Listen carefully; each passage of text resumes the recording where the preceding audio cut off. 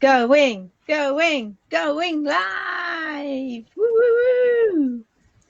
I can't on the thingy, on our group thing where it says, you know, craft and chat Thursday night, it won't let me click that I'm going. You're probably not invited. I probably am not, even though it says I'm invited. I'm not allowed to go. Yeah, you're probably just not invited. Troublemaker and all that. Don't want that one there. Yeah. God. Is she still stalking us? That Emma Jane Sadler? Yeah. Honestly, every move we make. Oh, well, you know. Every gin we take. That's the one. Yeah. What can you do if you're that good and you're that popular that you end up with a stalker? There's nothing else to be done. So what have you got for drinky woos? Because I've got Aldi's Tropical Blast Zero Sugar, which for anyone that has lilt, it's basically that. It's pineapple and grapefruit fizz. Totally tropical. Is it the totally tropical taste? I have something slightly similar. I do have my orange and pineapple squash for later. Ooh. However, I still have a tea just at the moment. I haven't had a cup of tea for hours. I'm at the stage where I could probably gnaw off my own arm for wanting tea, but I've been trying to drink my water. And then in the meeting, I think it was frowned upon that I was sat there troughing on a big bowl of mango blueberries and fat-free. What's wrong with that? You know, well, I did say it's the one thing that's helping me keep cool, so just bear with me. And I did mute my microphone. It's not like I was sitting there going or anything like that. And the dogs, for some reason, were super extra double clingy. So I had Labradors trying to climb into my lap and Zoom bomb and all of that stuff. Well, you know, they do like to get in on the action, don't they? They do. And people like to see them. I put my plate down. I've got one of these leather poof things, like an ottoman. Yeah, puffy. Which, of course, is stuffed with yarn. Yeah. And I've put my plate on there because I've just scrammed my dinner really quickly, having left one meeting to come and do this.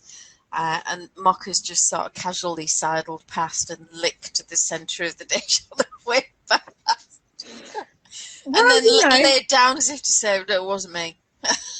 I think it would be rude not to take advantage, personally. Yeah, but it's not on the floor. On the floor is fair game. But on a table or even slightly raised surface. Oh, I lie. It wasn't Mocha. She's here. It was Coco. No, I'm accusing the wrong one. Poor Mocha. Yeah, so what beverage has everybody got today? What have you got with you? Are you working on a whip while you watch us waffle? I tell you what I did collect the other day. I found some sloe berries. So one night I might be drinking sloe gin. Oh, nice. Not tonight, though. But one night. You need to let it breathe for a while, don't you? Christmas, maybe. Be perfect for Christmas. Yeah. I was asked a question today, and it was to prompt conversation. Okay. And this is why I asked you before we came on air, what was the most amazing thing about your day? Because if I just said, how was your day? Well, it was okay. Yeah. But you had to think about what was amazing about your day. What differentiated it from any other day? And we were discussing this in a forum. Okay. And one person said, well, I'll top that. The weirdest thing anyone said to me was to hand me a cloth and say, does this smell of chloroform? Which I thought was a brilliant conversation starter, obviously providing with the caveat that the conversation didn't end with her in the boot of a car and then a shallow grave. But I did think it was a funny way to catch someone's attention. And preferably from someone you actually know rather than just a stranger who's just come up to you. Yeah, a random stranger would be a bit creepy. You'd be kind of phoning the police, wouldn't you? I apologise about this strip of light. The blinds are being blown in the wind and the sun is directly opposite the house. So every now and then there's just this shaft of... Well, you know what I thought? The light of God, my gran would probably I was going to say, I thought it was your halo slipping a little bit. Yeah, it's kind of here at the moment. It's a bit... So I've got a whip. I've got a picture of a whip. So you Oh, show me your whip, and then I'll show you my picture of my well, whip. my Malabrigo Rios came. Oh, So I have Azules, which actually it's very difficult to get the colours right in the dark on it the. is quite an intense colour, isn't it, as But Yules? I'm a bit disappointed that it's slightly more purple than I was expecting. But anyway, They vary massively. Henry's still getting a jumper in it because let me find the other one, the teal feather. I'm sorry, it's mine. He's not having it. He's not getting it. He's not getting this. This is the teal feather. And actually that looks really blue on the screen, but it's a lot more like a sea green Yeah, in real life. it's a very, very intense teal. Yeah, it's It's not definitely not showing not a blue. muted colour at all, but yeah, Um, it's definitely a teal. oh, look, it's looking a And when bit well, more yeah, green. when you see the two together, but the one on the left does look more purpley right at Yeah. this moment. So I said to Caitlin, I said, which one looks better on me? And she said the teal. And I said, yeah, that's good because that's mine. That's going to be a hat and cowl set for me. Cool. So I've started the jumper, which is a test knit for Alicia Plummer. Uh-huh. Wyeth Kids, it's called. Kids version of the Wyeth jumper. And Yeah. it's knitted bottom up in the round. And I must, she's given me permission to talk about this on here as well. She knows that I will be talking about it. Okay. So nothing, you know. And then, so literally, I've done the cuff at the bottom. Mm-hmm. And then, where's the pattern? There's a little bit of patterning here. Where's it here? Yeah. And it's going to be like arrows going across. So I've done one bit of arrow. So I've not really got very far into it because, you know, as you know, the most amazing part of my day today was that I managed to get in 2 nana naps in one day. Awesome. So awesome. I mean, that is a good day, isn't it? When you can get not 1 nana nap, but 2 nana naps in I've one been day. cleaning all day, so we're not going to talk about that. I've got workmen coming to the house tomorrow, and I just thought, do I want to let them in Yeah. without cleaning first? Yeah. And the decision obviously had to be bite the bullet and do the cleaning. Unfortunately. Yeah. It would have been quite embarrassing if they'd have come and knocked on the door and had a look and gone away and come back with hazmat suits on, really, wouldn't it? It would. And Jake has cleaned his room. Oh, well, there's a plus side to everything, isn't there? He's had 10 days notice. Right. And is it looking shape and Bristol fashion up there? There's a few elements. There's a few bin bags to come downstairs. He says he's sorted them into recyclables and rubbish. So he needs to put the stuff in the bin that needs to go into the bin, and the recyclables can go into the utility until such time as these gentlemen are gone, and then I'll put them outside and Cool. fasten them to the fence so they don't get blown off if we get any wind yeah. or something. I'm trying to find this picture on iCloud Photos, and I've given up because I'm just clearly not going to do it. But I can show you it on my phone if I am clever enough. Can you? Yeah, can you see it now? Yeah, that looks like a Vera to me. It is Vera. Now, bear in mind that Vicky is a tad smaller than I am at the moment, so that's why the V is as deep and the shoulders are hanging off. And also, it doesn't have its band yet, though, does it? Doesn't have its neckband, so you know there's stuff to do. Quite that deep. It is a deep V, though, to be fair, because I designed it to wear with a t-shirt underneath. Right, and it's quite a deep underarm as well, isn't it? Yeah. But that seems to be the fashion at the moment. So in terms of body length, this is how much I've done. It's about 10.5 inches. So I've got about 6.5 inches to go, I think, for my size. I've not done any increases or anything, so I will have to put it on a thread tomorrow and do a try on and decide whether I need to do some. Yeah. Or whether I just go with negative ease at the hip until such time as I don't need the negative ease. I'm sorry, I apologise for my dog bringing his squeaky toy in the room. Well, you know, these things sometimes have to be done. Michelle says she's got tea tonight. Oh, what kind of tea? Is it just regular like a builder cup of tea? tea, Yorkshire and tea? it will be a decent cup of tea. Unfortunately, I can't drink it. And she says her knitting's been chucked in the corner to reflect on the errors of its current choices. Oh dear. Is it in the naughty corner? It sounds like it is definitely in the naughty corner, and possibly for the duration by the sounds of it. Well, sometimes it needs to be taught a lesson. Is it And being a teenager? yeah, it sounds like it. Yeah. Your halo's definitely slipped, love. It has, hasn't it? It's all over the place. Look at it, it's appearing again. It's like I've got gothic arches at the front of the house. We need a bit of angelic music every time it appears, don't we? Yeah, so anyone who's watching, what was the most amazing part of your day? Oh What have yeah. you got to tell us about? We want to know. This could get quite interesting, couldn't it? Did you chloroform someone? Well, I've said the most amazing part of my day. What was yours? We haven't told her. I think for me, making progress on the cleaning. And one of the pluses was that I rearranged the lounge. I put the dining table in front of the fireplace because we Right. never used the fire. It's one Mm-hmm. of those crappy electric, pretendy, coal fan things. Right. And the dogs love it, and I hate it because you can just Okay. watch the electric meter do this as Yeah. soon as you put it on, and you know better off, and everything smells like burnt dust. And I just absolutely loathe it. I would take the fireplace out, Right. given a choice, but I didn't have that choice. So I pushed the table up to the fireplace, hid the plinth, hid a load of yarn bags and other stuff underneath said table. Yeah. Moved my little telly so that I can see it much better. I can now read the subtitles on the screen and get back to my Scandi crime, which I've been really Excellent. enjoying. I've got my sewing machine set up there, and I've got a fan sort of pointed towards where we all slunk about of an evening.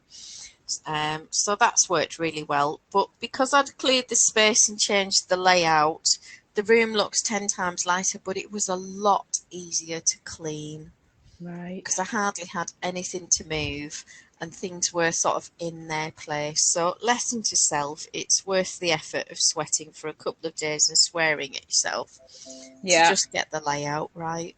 And then it's easier from there on. And the same with the bedroom. I moved all these stock boxes and my stash and reorganised everything a few weeks ago. And that was just so much easier to go in and vacuum. I had space to faff about with duvets, change covers, instead of falling over stuff Yeah. that I hadn't necessarily put away. So I feel like I've gotten on top of it. I need to scrub the bath and use what Mike calls the Mildred, the mildew cleaner. Oh yeah. So it needs the Mildred sorting out around the Right. bath. Okay. And on a couple of the tiles, they've got them dingy looking sort of Mildred spots. Yeah. So they need sorting out, but I can do those after the guys have been. I could just pull the shower curtain across. There's not going to be asbestos behind the bathroom tiles. One would hope not. So I doubt they're going to have to check the bathroom, but I have scrubbed it within an inch of its life. So that was good. Excellent. Yeah, and I really enjoyed my egg and chips for my dinner. And I'm really glad that my 2 board meetings for this week are over and done with, and I haven't got any now until September. Phew. Brilliant. Ha. But yeah, there was a lot of discussion about whether we meet in person. We have an away day in October to discuss strategy, and that's really useful just to not be in the usual work environment and to be able to ask questions, and the exec team are there for us to grill. And that's quite an interesting day. I always enjoy that, but obviously we don't think that that's going to be a possibility this year. And we would have to hire a very big room to have the whole team there and social distance, and we'd need microphones and the logistics just sound a bit. It doesn't sound feasible, so I think we're going to split it over a couple of days and use GoToMeeting at scheduled times, sort of on the first day, to do a session on this and then a break for an hour and then a session on that and then a break. So I'll have to bring my own lunch and breakfast. Yeah. And make my own tea and coffee instead of having waiter and waitress service. But Shocking. Yeah. I just I've say, got can you not post me a pack up? Can you not? yeah, that would be fun. I've got the hairdressers tomorrow, so I'll be taking my own coffee in as well. Lovely. Are you looking forward to the conversation? What, you didn't do what I asked you to do last time I came in conversation? That one. Yeah, no, I don't know if about looking forward to it is the correct term, but you know, it's got to be done, I suppose. Well, I think if you get it out the way, because she may just have misunderstood or been stressed and not really paying attention. Hmm. Or she may just be an idiot, you know. Well, you know, You can't we'll find legislate out. for stupid, unfortunately. We'll find out All right, tomorrow, so won't we? I was correct. It's Yorkshire tea. Yay. Michelle's good thing was actually managing to hawk myself out of bed at silly o'clock and go to the gym. Oh, well done. Are you doing this instead of running, or is this sort of in addition to your runs, Michelle? And who else have we got in the house? Do say hello. Yeah. Tell us what was awesome about your day. Yeah, we'd love to know. We certainly would.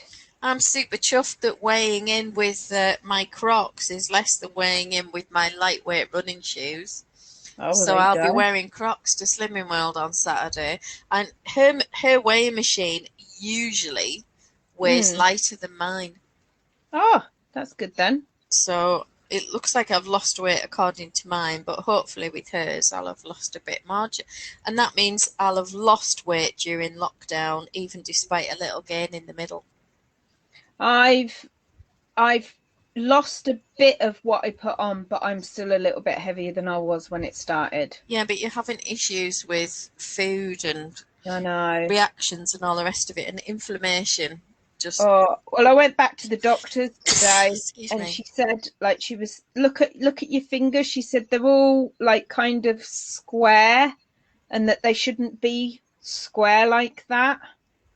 And she said that I've definitely got the start of. I don't know, when don't mine look like that? I don't know, like when I put my thumb up like that or something, and I don't know, she was. Oh, yeah. Can you see my thumbs? Yeah, it's pointy and mine Yeah. just isn't. And then I don't know if you can see it, but my little finger actually goes in and then comes back out again. Yes, it does. So literally all my joints are a bit dodgy, and she's like having me do this and do that, and she's looking at them, and obviously I've got big bunions on my feet. I'm only 44, so really I think my hands are showing a bit more wear than they should at this age. Yeah, you're going to go to church on Sunday and ask him for a refund. Just Well, tell him you know, that it's not fit for purpose. I think I at least should get a bit of money back, a reduction on the price. Yeah, or money off something else. Yeah, shop soiled. Yeah, something like that. Yeah. So definitely Well, a design fault. You can't have everything, because let's be honest, I've got good hair.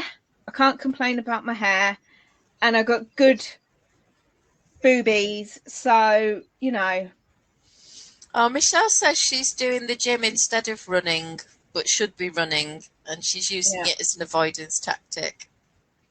Well, as long as you're okay in yourself and you're not avoiding things that you enjoy doing because you're just feeling a bit rough. Rita's in the house. Hi, Rita.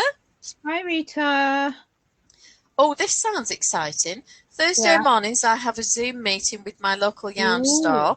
Before COVID, it was crochet day there, and I would often go in and work on my current project. So we just moved it to Zoom. That sounds brilliant, Rita. So how many of you go to this then? That sounds really great. That does sound really great. It's lovely. I could show you my friend's birthday present. She won't be watching. Oh, yes, please. Will I show you? Yeah. So my very best friend Jane is 50 on Tuesday, and I bought her a present, and so it says Jane on the front. Yeah. And then it says, friends are the family you choose, and it's made out of a book. Oh, how pretty. Do you like that? I do. I think she'll like it. I think she will. I think she'll love that. So I'm going to take that round to her for her birthday. She obviously Don't doesn't like tell. squishy yarn parcels. Well, she's not into squishy yarn. Yeah, shame. What a lack of taste. She's more into you know, gin and beer and, well, not beer, sorry, wine, gin and wine. Okay. But you know, you can't give her gin or wine for her 50th. Well, I suppose, and the other thing is that if everybody liked the same, we'd be struggling to get hold of yarn right now instead of being able to get it. So, Exactly. Leave it all for us. It's fine. Just leave our yarn alone, Jane. Hands off. Yeah. And have a lovely 50th. I'm sure she will. I'm sure so she don't will. tell her, anyone. Shh. That's a present. No, that's a secret. Yeah. It's an absolute It's just secret. between us. Anne Hall's joined us. Hello, Anne. How are you doing? I wonder if she's going. Are you going away this weekend, Anne? Off in the motorhome again? Yeah, I think she's seen more of the Lake District in a few days than I've seen in the last year. She certainly was all over the Lake District. Yes, I checked out on Facebook. Oh, unbelievable. She had a great time. I don't think Troy Hall was very happy. Well, He no. didn't enjoy walking too much. Well, and the thing is, it's the disruption to their routine that they What don't do you mean, like. sleep? He likes to just snuggle under the blanket and stay there all day, I think. Yeah, I have weeks like that where I Yeah. kind of feel like that. I must admit, Bit warm. when we were discussing meetings today and about meeting in person, I was sat there thinking, no, absolutely not. I'm not interested in meeting any of them in person this year. And come No. the winter, we could have another spike of this, and I just, yeah, I'm really I not. just think. Jake's supervisor from work phoned today. Right, Some okay. sort of alarm must have gone off that he was moving before midday because I've made him get up to clean, and that obviously triggered through to work. And they phoned for his welfare call, which is usually on a Friday.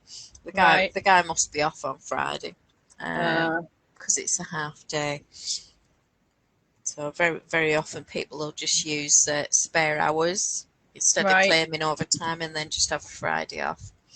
Why so I'm not? guessing he's doing that. So he's having a weekly COVID test on a Monday and takes that into college. His whole group are tested. So far, so good. Excellent. And then obviously he's off on Monday to Catania. Where's that? Sicily, apparently. Oh, yeah, you said he was going to Sicily. Yeah, I mean, my knowledge of Sicily is entirely down to Commissario Montalbano on BBC4, which is an Italian crime drama and also a bit of a comedy as well. But Commissario Montalbano always seems to be at seafood restaurants stuffing his neck with tons of really delicious looking food. So the food looks amazing there. And the scenery and the blue sea and the gorgeous cloud-free skies. It just looks like an amazing place. My dad instantly said, mafia. Oh, yeah. No, maybe it is, but I don't think they're stupid enough to bother the tourists, particularly not now. Do they still have an issue with the mafia there? Then? They do in certain areas of Italy, yeah. Right. Sounds great. Yeah, but it's not our problem, and he's only going for 5 days to a well-known tourist area, so he'll be absolutely fine. He'll be stuffing his face with prawns and squid and assorted seafood and all the things I can't eat. See, now I can eat all that. Strangely enough, it's one of the few things I can eat. Any kind of protein, chicken, you know, any kind of meat, fish, all that lot seem fine for me. So I'm just going to have to turn into a carnivore, I think. Yeah, I think you will. Me and Arthur will just share dinners. Arthur says he's not really big on the sharing. No, Arthur wants it all to himself. Definitely. Oh, Anne's going to ask Ian about next holiday.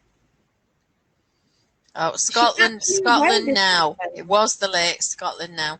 Oh, so Rita is saying Yeah. 4 online today, but it varies. 2 of the other women used to live here but have moved across the country.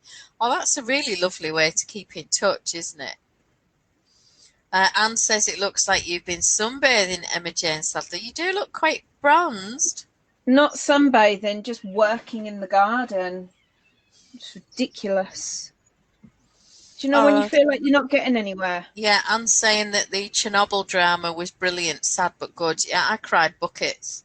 She's promised to lend me the DVD. I need to get it off of So her. I watched it and recorded it on Sky, and it is absolutely brilliant. Some of it is dramatised in that the scientist who says you're a bunch of idiots and you're doing it all wrong is basically representative of about 33 people who said the same thing, but obviously they didn't have the casting budget, so they've made up a lady who represents them. Yeah. Fair enough, Ski. Oh, Yeah, Anne says she loves seafood and fish. I eat I do. fish. I just am allergic to most seafood, shellfish in particular. So yeah, just have to be careful. Salmon. Oh, I love a bit of And salmon. she said the DVD's there for you, Emma Jane Sadler. So, Oh, thank you. Well, it depends if when I can get it, depending on, if she's off on her jollies. Is she going to Scotland this weekend? well, How am I supposed to get her? yeah. Some people are just constantly on holiday, aren't they? Well, and we could say that when you sit at home and knit for your job, life is a holiday. Well, yeah, yeah. So I wanted to ask a question. Oh, Woozle, Tanya, yeah, Tanya yeah, Losher, was talking earlier on Ravelry about reknitting a design sample, and she needs to write the German translation for her pattern, and yeah. it's a pattern she's released quite a while ago. So she didn't like the yarn she chose for the original, and she showed some samples of yarn, but she's leaning towards the main colour of black. And there's quite a debate going on about black, because I think Helen is right, Helen Curzon, that it's actually really hard to see the details when you get a photograph of a black item unless you've got a bright background behind it, like you photograph it against a white wall or Right. something like that. You don't see the details because it's so dark and it overwhelms everything else. And I don't know if you saw Joji Locatelli's new top, linen top that she'd released this week. The sample for that's in black, but she wears black or grey. That's her palette. That's what she Hmm. wears. And it's nice, but it's actually really hard to see the details. And once other people had showed projects, I was sat thinking, yeah, it's a bit low in the underarms for me. I think my bra and a bit of underarm fat might be hanging out the side. Hmm. So I would probably have to make adaptations to that, but I wouldn't make a sample in black. Not least because I I don't wouldn't. love anybody, even me, enough to knit black yarn. The only black I could say may work is, like if it was like this kind of effect where it was blacks and greys and Yeah, tonal. yeah, that's the word I was looking for. Thank you. Not a solid black, I don't Oh, think. Anne says she knows they're going somewhere, but she's not sure where. Hmm. Who is knitting something for Christmas yet?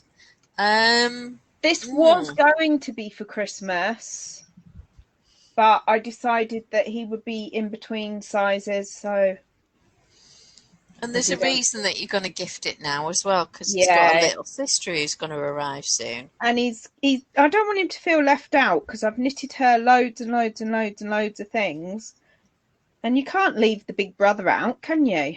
Well, no, and his little nose will be out of joint anyway, won't it? But Exactly. those of us who are older siblings know what it's like to suddenly be replaced.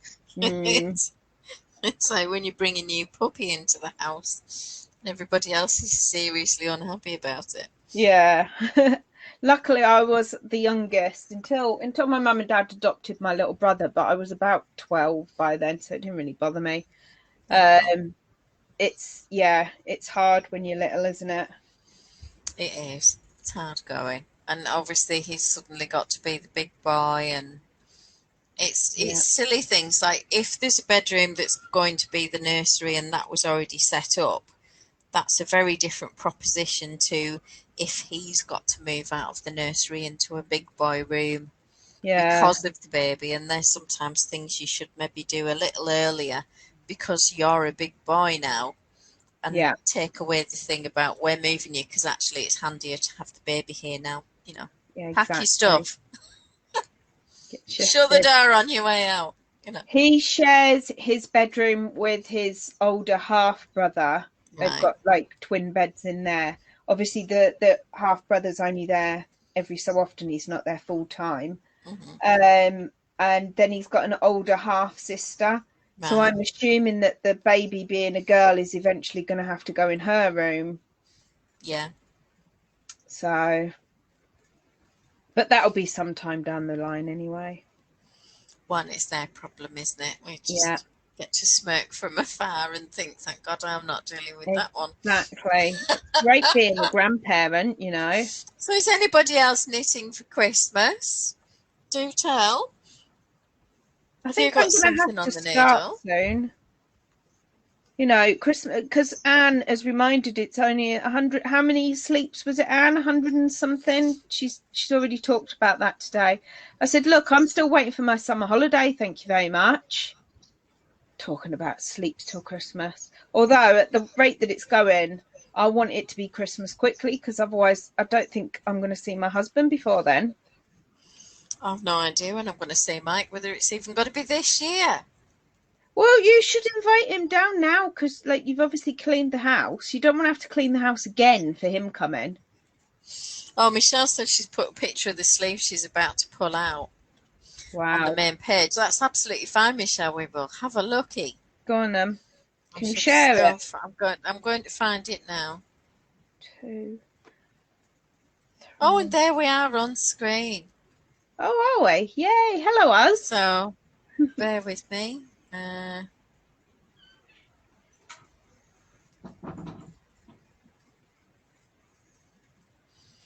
Okay, can you see that? Oh yeah. So what's wrong with it? Looks like a lovely texture. It does look like a really pretty texture. What's up with it? Why are you having to pull that out? It's obviously done something. I'm puzzled because it looks nice. Come on, Michelle. We're waiting with bated breath to find out what the sleeve's done naughty. Yes, explain yourself. Come on. Yeah. No judgment here. It could just be a complete and utter misunderstanding. Maybe it actually hasn't done anything wrong. Well, yeah. That's a question worth asking. It could be a teenager, because teenagers, sometimes they don't actually do something wrong. It's just a communication thing. So maybe the sleeve is being a teenager. The grunty pigness thing. Yeah, that's the one. Waiting with bated breath here. Yeah, possibly. Jake ran downstairs earlier, flung the door open, and then went, "What did you shout me for?" I said, "I didn't shout you. I'm in a meeting. I'll go to a meeting." What are you talking about? Stitch count is out, and I cannot find where, and it's right in the middle where you can see it. Okay. Does the whole thing have to come out, or is it just bits? Could you rip it back a few rows, tink it back carefully? Could you do surgery? Or is it just too complicated to do a bit of surgery? Sometimes it's as easy to start again, particularly on a sleeve, which isn't going to be vast, is it? Yeah. So, which pattern is this as well? We need to know what we're knitting. Yeah, which jumper are we talking about? Is it the jumper of doom? It does seem doomed right this moment, but I'm struggling to see anything wrong with it. It'll be one of those things that if you don't know, you can't see it, but as soon as she points it out. Yeah, oh well. Well, it has now. Well, and we would never be rude enough to point it out anyway. No. We just wouldn't do that, so that's fine.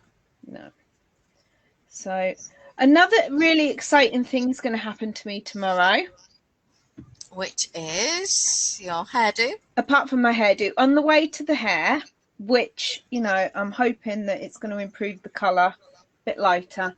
On the way, I'm going to stop at my library.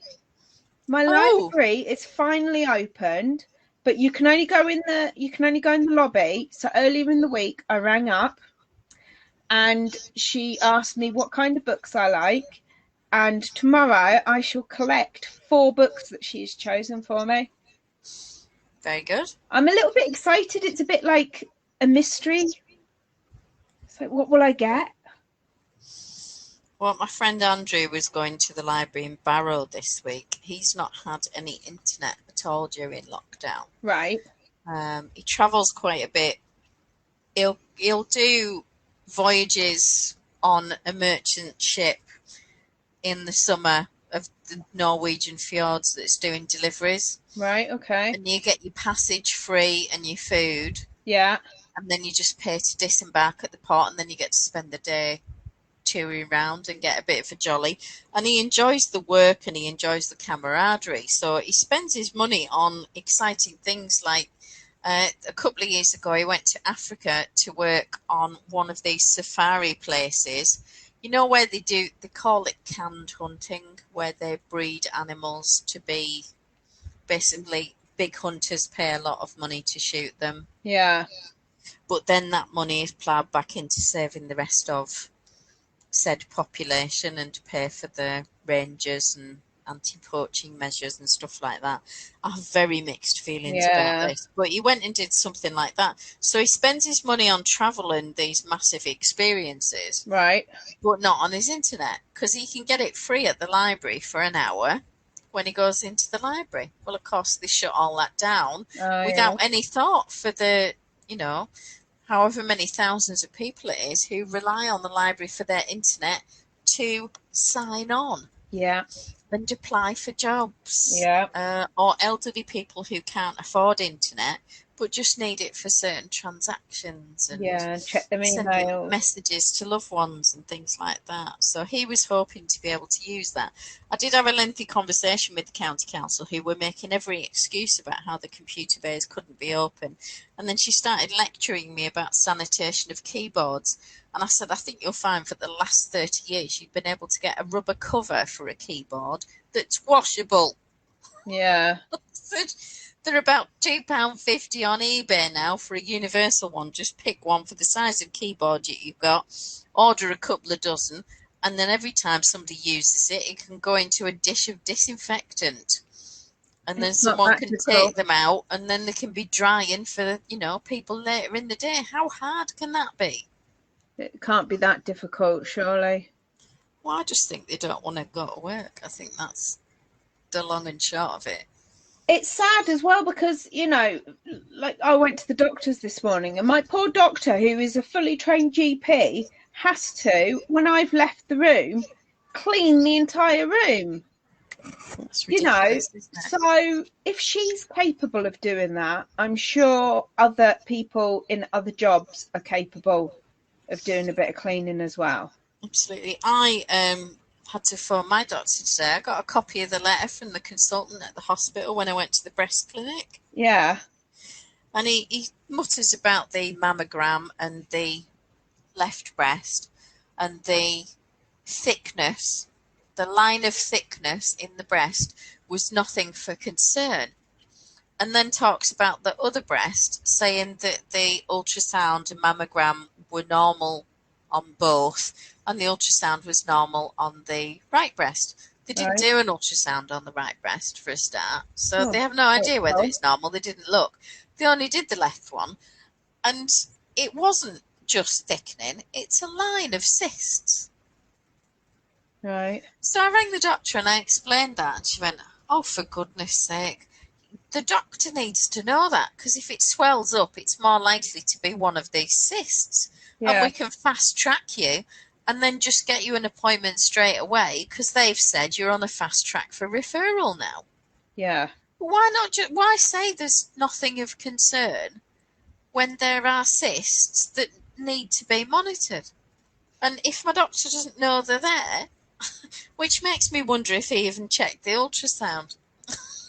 It is a bit of a worry, isn't it? Well, yeah, I mean, he did talk to me like I was a 4-year-old. Oh, And then they gave me these thick leaflets about breast pain, and I'm thinking, yeah, you haven't even got tits, and I've had these for years. I've had these for decades. I know what normal breast pain feels like, and this is not normal breast pain. It's not hormonal. yeah. But yeah, so I think I'll just, when it's not a COVID appointment, I'll just be insisting that I see a lady. Because at least Yeah. she's got the equipment. Oh, Helen, I've ripped out re-knitting blocks again. Decided I didn't like one and it was a half block, so I had to do the one next to that too. And I'd started the block above it. Oh, good grief, Helen. That sounds like an epic. What were you thinking? Headache. Yeah, I'm getting a bit of a headache even thinking about I that. My know. goodness. Let alone actually having to work it out. Did you see my blog post with crochet cardigans? I haven't seen your blog post. Would you like to share your blog post? Well, I just thought you might find it interesting. Yeah, too right. Oh, it's trying to Are make you me going look. to enable us again? Are we going to end up with loads more patterns in our basket at the end of this? Well, I think some of them you might have seen, but some of them you won't. I did one earlier in the week for knit patterns. I haven't seen that one either. And then I did the crochet one yesterday. You could share So them just both. bear with me 2 seconds while I do the Go share on then, you do screen. that and I'm going to have a sweetie. And My I'll have bob. a sweetie. You have a sweetie, Arthur? Oh, here we go. There we go. Can you see that now? I can see crochet cardigans. So that's my sort of featured image. Oh, that's doing my head in that. Oh, that's nice. Look at that with that pretty little brooch. Very Downton, is it not? Really like that. Oh, that's really bugging me. Here we go. So this is another Michelle Denier. Denia? I like Denier. I am a denier. Michelle has got, it's called The Curious Case of the Crazy Stitch Cardigan, and I just really liked it. I liked the sort of silvery vintage buttons.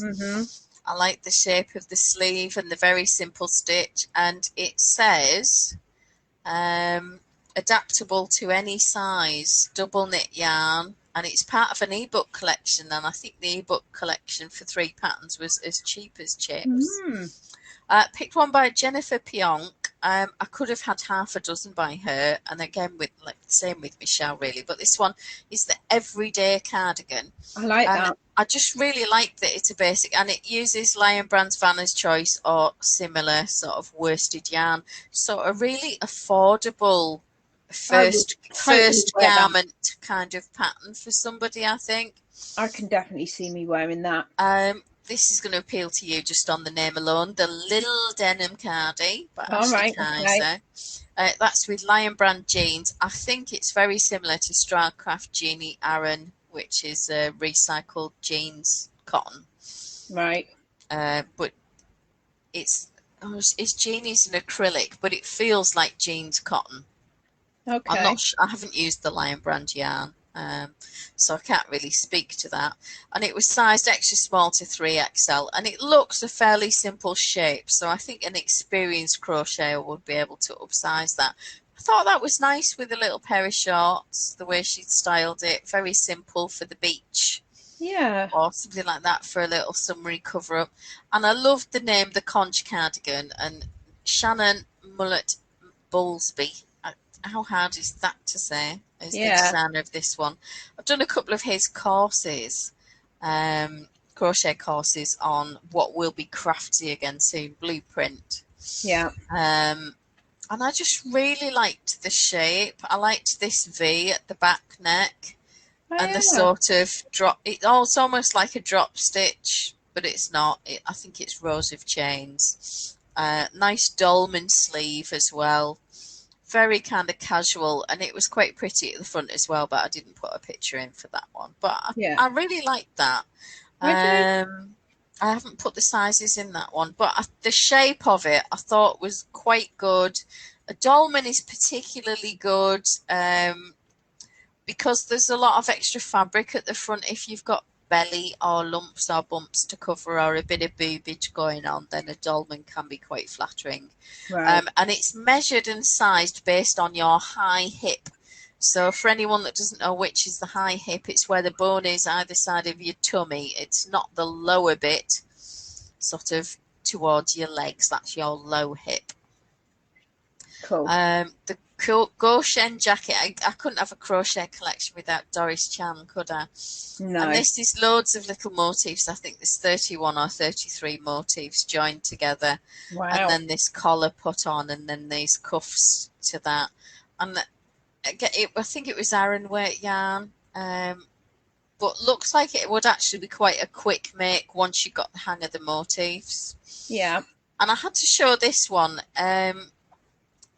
It's in a book called Everyday Crochet, and I've lost count of the number of these I've actually made. I've made a couple for myself. Right. One in this pink Bambini yarn that I'm using for Vera. I made one in some purple Lana Stock Murano lace, which is a barber pole multicoloured yarn, really, really pretty. I've made one in marble chunky for my mother and just made a smaller size and went with the measurements to fit her. Yeah. It's just so quick and it's really easy, and she always talks about how to adapt for your size. I struggled to choose one by Stephanie Jessica Lau because she's got some gorgeous ones. And I suppose we could be pedantic and say she's calling this a cape rather than a cardie. All right. But I like the shape and the fact that it's it's almost a sleeve, but not quite. Yeah. The way she styled it, I thought was quite interesting. Aran yarns, 7mm hooks. Vanna's Choice would be suitable, Woolies, Heartland. Any of these Stylecraft or Third Art Arans would do, or Debbie Bliss BFL, anything like that. A good heavy worsted to Aran weight would be great for that. So that'd be nice for... quite quickly. It would work up really quickly because it's on a big hook as well. Yeah. It's on a bulky hook. Candelaria we've seen before when we looked at the BIPOC collection. I like so that. You'll remember this one. And at first glance, I almost put it in the previous days because I looked at the pattern on Ravelry, and you've got your list of however many smaller images. And I thought, oh, it's knit. And it's not knit, is it? It was only when I looked at the bigger picture and I thought, no, that is not a knit pattern. There's a crochet pattern, you numbskull, take it away. And it's 4-ply yarn, fingering weight, 3.5mm hook, but the drape that's going to have. Yeah. And I like the fact that the pockets aren't billowy and floppy. They look like they're a good fit. Sandbag cardigan, Tony Lipsy, who you really liked, I think. Yeah. You've got one of her patterns, haven't you? This was Lion Brand worsted cotton. So I would imagine any sort of heavy worsted to Aran weight cotton, bamboo or something of that ilk. Even a linen might work, but bear in mind that the linen will grow in length and the cotton will grow in width. Yeah. And I'm sure she'll have taken that into account. But I really like that it seamed for the structure. Mm-hmm. She could have got away with working this in one piece, but she understands she doesn't want it to spiral and spin around your body as you walk. And this one, I don't even know if the pattern's still available. It's quite an old picture, sized small to 2XL, DK yarn, Lisa Gentry. But how pretty is that with that little dress? It's lovely, summer. That. And the necklace works really well with it. She just looks really happy. Yeah. Maybe someone's asked her, does that smell like chloroform? Oh, yeah, maybe. Aster overlay, Michelle Denier. Oh, yeah. So we're calling her today. Small to 4XL, she says. 4-ply fingering weight, 4mm hook. And I've put Lady Mary will love it. Well, this Lady Mary absolutely adores it. It is gorgeous. It's beautiful. She also says on the pattern notes, easily adapted to make a bigger size. So I like the fact that it's very much size inclusive. Dora Orenstein. Is anybody familiar with Dora? I'm not. No. Oh, Rita's saying the Crazy Stitch cardigan. Oh, So yeah, Jenelda Orestein. So I've got one of her books which is top-down crochet garments or something like that, and it's in this. And I like the fact that you can use a sport weight yarn with a 5.5mm whacking great hook. Mm-hmm. And it's very simple stitches. There's no difficult or awkward patterning there. It's a simple pattern. You can see that the stitch changes, probably goes from trebles to singles to trebles in what we Oh, call right. UK or whatever stitch she's using, but very simple and a nice casual shape and an open neck and no buttonholes or anything faffy. And you could easily make the sleeves longer to bracelet length or 3/4 length or even elbow length if that's your gig. Yeah. But I like that. And I just love the name of Serge. Donna Yacchino. It's a free one. Barocco, 36 to 56 bust or chest. Drop sleeves, work flat, bottom up. And the denim colour, for all I can't wear it, really appealed to me. I like the way it was styled with the dress. And even though the Yeah. dress is patterned and it could be a bit busy, it works. Yeah, it looks lovely. And I like the fact that you could have a feature button and the drop sleeve. So you do the body working from the bottom up, and then you do the sleeves. And I just really liked it.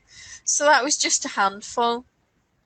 Do you want to have a look at the knit ones, or are we Definitely. patterned out now? No, we want to see the knitting ones.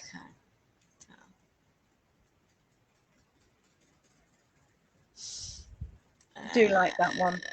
Where is it? Hiding. Why is it showing all of that article? That's not what it's supposed to do. I've been playing around with the website this week. Right. Oh, here we go. Take it from the top. Yeah, when I get there. Cardi Flower's the first one. There we are. It's supposed to show an excerpt, but I chose that as the featured one. Oh, wow. I don't know that I would ever wear this, and I'll explain why when we get to that one in the thing. But the construction. But the use of colour, the construction, and just how clever and fun is that? Yeah. And I love that she's got shiny leggings. They remind me of Sandy from Greece. Those kinds of trousers. Yeah, exactly. So Cardi Flower we've seen before. I like that. But I just think it's a really nice, cute little cardigan. Sienna by Shelley Anderson was one I hadn't really looked at before. And it's a dolman sleeve. And you can see the join there. Yeah. Very, very simple. Shaping so that it wraps over at the bottom. It will cover a multitude of sins, let's put it that way. So I really liked that one. I like that. Airy construction, DK yarn. If I had to be really negative, it stops at a 48-inch chest or bust, so larger ladies would have to adapt the pattern to fit. But I'm sure if they sent an email a week asking for them to grade it to larger sizes, they would, because they'd just get sick. Yeah. So Bishop's Park, Catherine Folketh, who's part of the mod squad for the gift along. I don't know what she's thinking about in that photograph. Why hasn't she got a big smile on? Because that is a gorgeous cardie. Look at the texture on that. It's almost like someone's told her the story and she's how to react to it. She's almost going to laugh, but almost going to cry. And like she's got a funny smell under her nose. Chloroform. Maybe. Anyway, so she says it's a reversible cable and lace front. So what does that mean? No unfortunate backside of the fabric that you have to hide in the collar. No seaming of the collar. And you can wear it inside out. And it's 33 to 60 inch chest or bust. So I love that it's truly size inclusive. I like that one. Our lovely friend Janice Hope, the November cardie, 4-ply fingering weight. The thing I like about this is, yes, it's a wrap cardigan. It looks like the standard sort of fashionable sack that you see. But actually, it's got waist shaping. It's got other little shaping details, like it goes out again for the hip. So instead of just being loosey-goosey and enormous, it follows the curve of the body and drapes beautifully. Did I just read there that it's made on 2mm needles? Yeah, but to That get is the gauge that scary. she got, I'd need a 3.5mm needle because I swatched it. Wow. And again, it's sized at the hip measurement rather than the bust or chest, with a range from 30 to 54. That is, yeah, that's going to take a So, while. yeah, I couldn't have a pattern roundup without Alicia. No. So, Neslin Scott cardigan, size 34 to 51 bust or chest, top down. It's got slip stitch colour work, which you can see on the cuffs, and then lower down in the body of the cardigan. It's nice. There's sort of bands across, and then this sort of more detailed Has bit. it got a button? I don't believe there are buttons at all. Right. And I just really liked it. I like that. It was very hard to choose which one of Alicia's.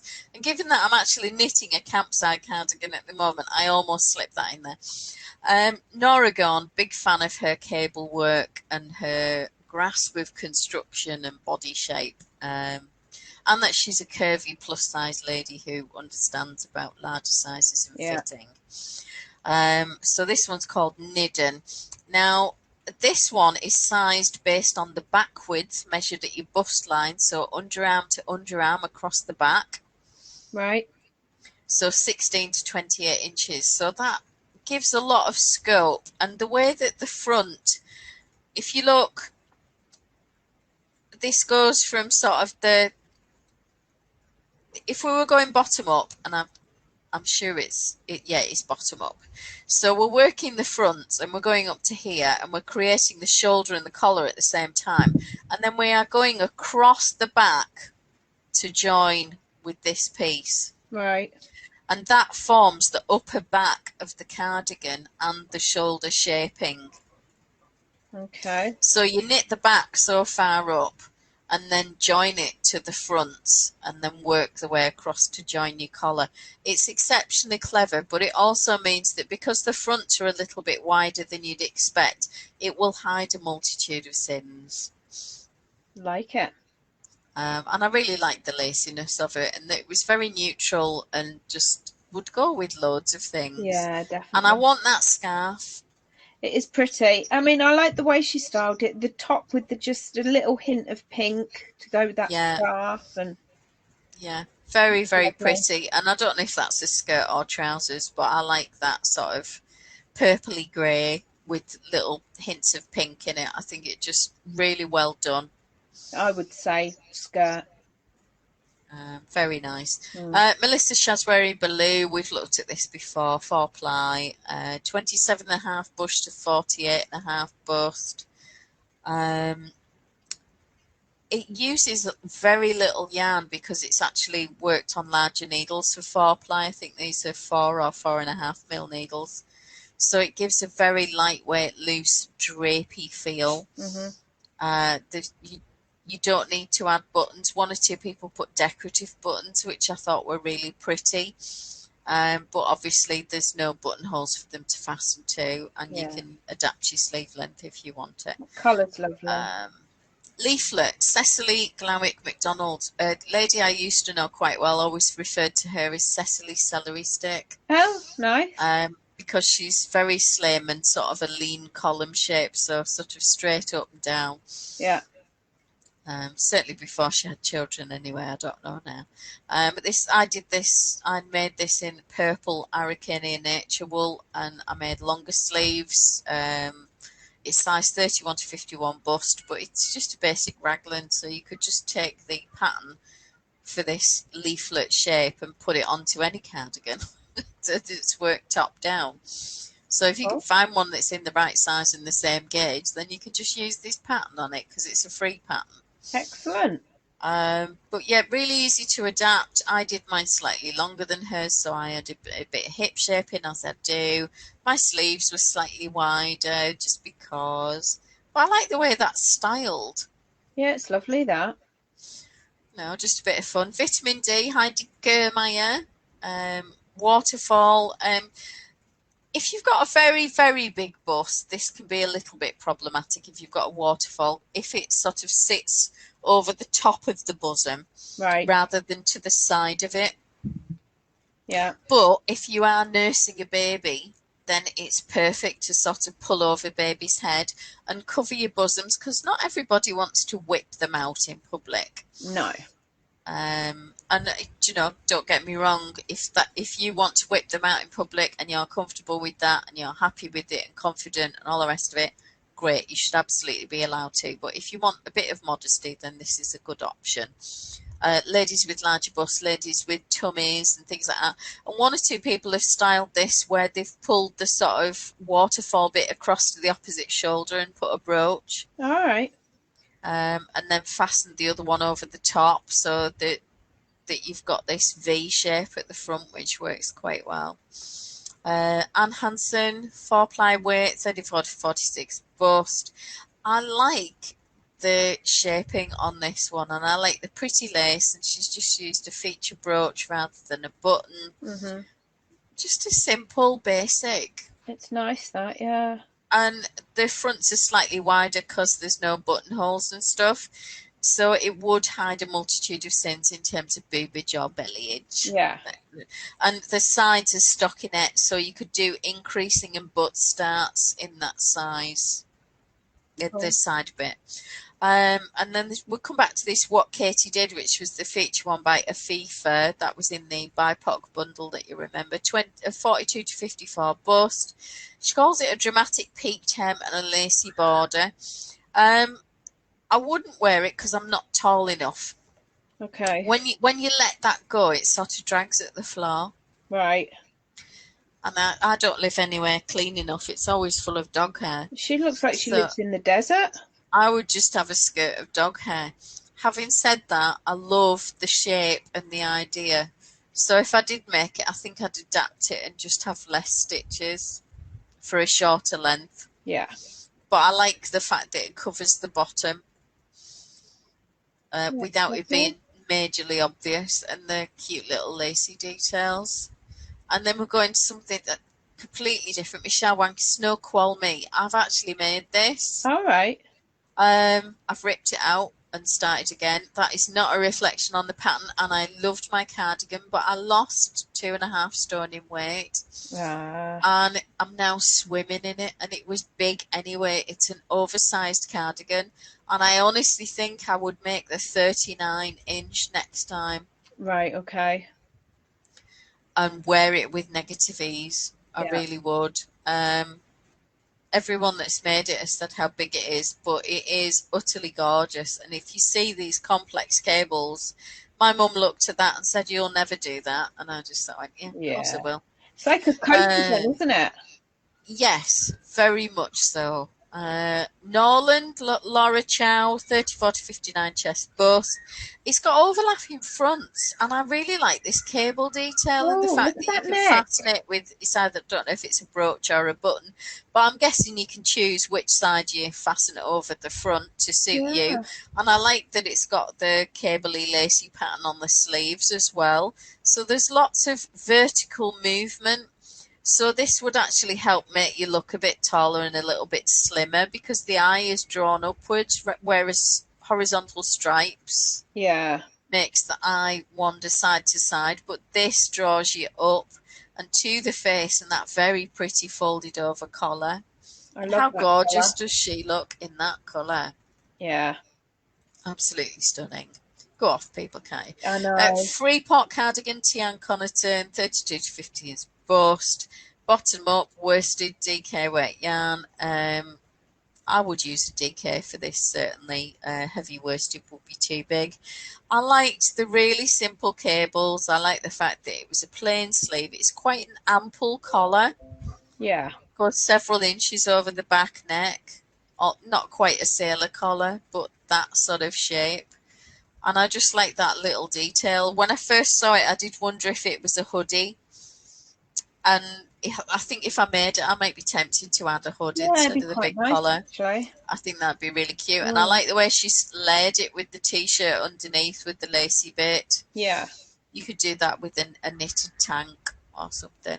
Rikin, Nidhi Kansal from Team Bundle. Yeah. I really love this detailing on the sleeve, and the rest of the cardigan is actually quite simple. Sport weight yarn, negative ease, 0 to 2 inches, so 0 to none. Would probably be for me. 20 inch to 54 inch bust. There's some short row shaping on the sleeves and the shoulders, but most of this is stockinette, and it'd be quite a relaxing knit. Sounds like my kind of a project. I really like that. You know me, I like my stockinette. And that was it. Excellent. So I just thought, a bit of enabling. Helen wants to know, do you need a baby to whip them out? My answer would be no. Lorraine doesn't. Lorraine likes to whip them out. I do like to whip them out. But you could just take a dolly and pretend. Yeah. And then record everyone's reactions like candid camera. Well, you could have fun with it, actually, because you could wander around with one of those reborn sort of baby dolls. Oh, yeah. And then when somebody said, oh, is this your grandchild? No, it's my baby. And then whip them out. How dare you? How dare you? Or you could just say, no, I've just borrowed it, and then whip them out and see what they think of that. Yeah, I just always think of that. Was it Little Britain? I'm a lady. The one with the adult son still breastfeeding. Oh, no, don't. No, please don't. Oh, that just really disturbs me. It's just gross. What did he call it? Bitty? something like that, yeah. At his wedding. They're standing there in front of the vicar with milk on his moustache or something. Bitty? No. Yeah. Granny will do it. Cut the cord. Oh, don't. Oh, dear. Anyway. Granny won't. On that note. Jeez. I thought that was the whole point of being granny, was that you didn't have none of that hassle. Oh, God, yeah. And I mean, breastfeeding absolutely wrecked my babes. Not doing that again for anybody. When I had Callum, I breastfed him for nearly a year. Yeah. Teeth. I actually didn't want to give up breastfeeding, as in all the calories that it used up. I would have been quite happy to express the milk out for the next 6 years, because you could eat what you wanted. But, there's a time where you have to stop eventually, don't you? Well, I went back to work when Jake was 11 weeks, so the week before that he went onto the bottle. I was the same with Caitlin. I went to university when she was born in the June, and I went back I went to uni on the 1st of September. So, yeah, she didn't get as long as Callum did. You better not tell her that. Well, she'd probably be grossed out by the fact that she was breastfed at all, to be honest. Yeah. Wet wipes, alcohol. Yeah. Oh, did I actually come from my mother? Oh! So has anybody been watching Netflix this week? I found a Scandi program called Fallet, Fallet. Sounds slightly rude. It's a spoof Scandi crime drama. Okay. And I think initially I was thinking, okay, because it starts off in England with this DCI who's absolutely inept. He's got to arrest someone at a posh dinner party, and he's absolutely useless. And I cannot remember the name of the actor, but he's got massive ears. Okay. And I looked and I thought, okay, I've seen you in some other stuff. I'll give it 5 minutes. And it got to the end of this scene, and I thought I was cringing with almost embarrassment for him as to how awful this detective was. Okay. And then, for whatever reason, somebody is killed in Sweden, and he is sent as the liaison from St Ives Police to deal with the case and work with the Swedish police. Not Martin Klein. No, he's very slim. I will try and remember the name of the actor. But anyway, he arrives at the train station, and this was the point where I thought, this is my sense of humour.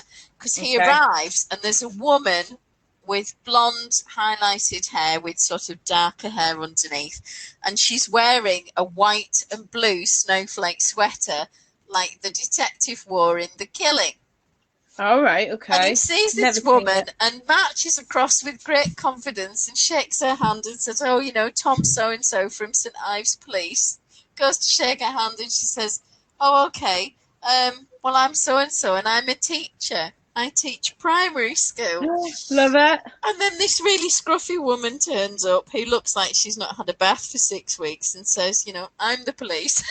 It's just, it was just the link to the killing and Yeah. the fact that they're all supposed to be so unbelievably self-aware and they're in the middle of a meeting and they're going, "Oh, was I too sexist there? Do we need to use a neutral pronoun?" And it's just something so internal debating that went on, and I just found it really, really funny, and I can't wait to see if they make another series because I would love to watch it.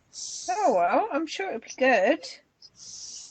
I thoroughly enjoyed it, so I spent about an hour the other evening going through Amazon Prime looking for the free Scandi Crime, looking on Netflix for other stuff to watch.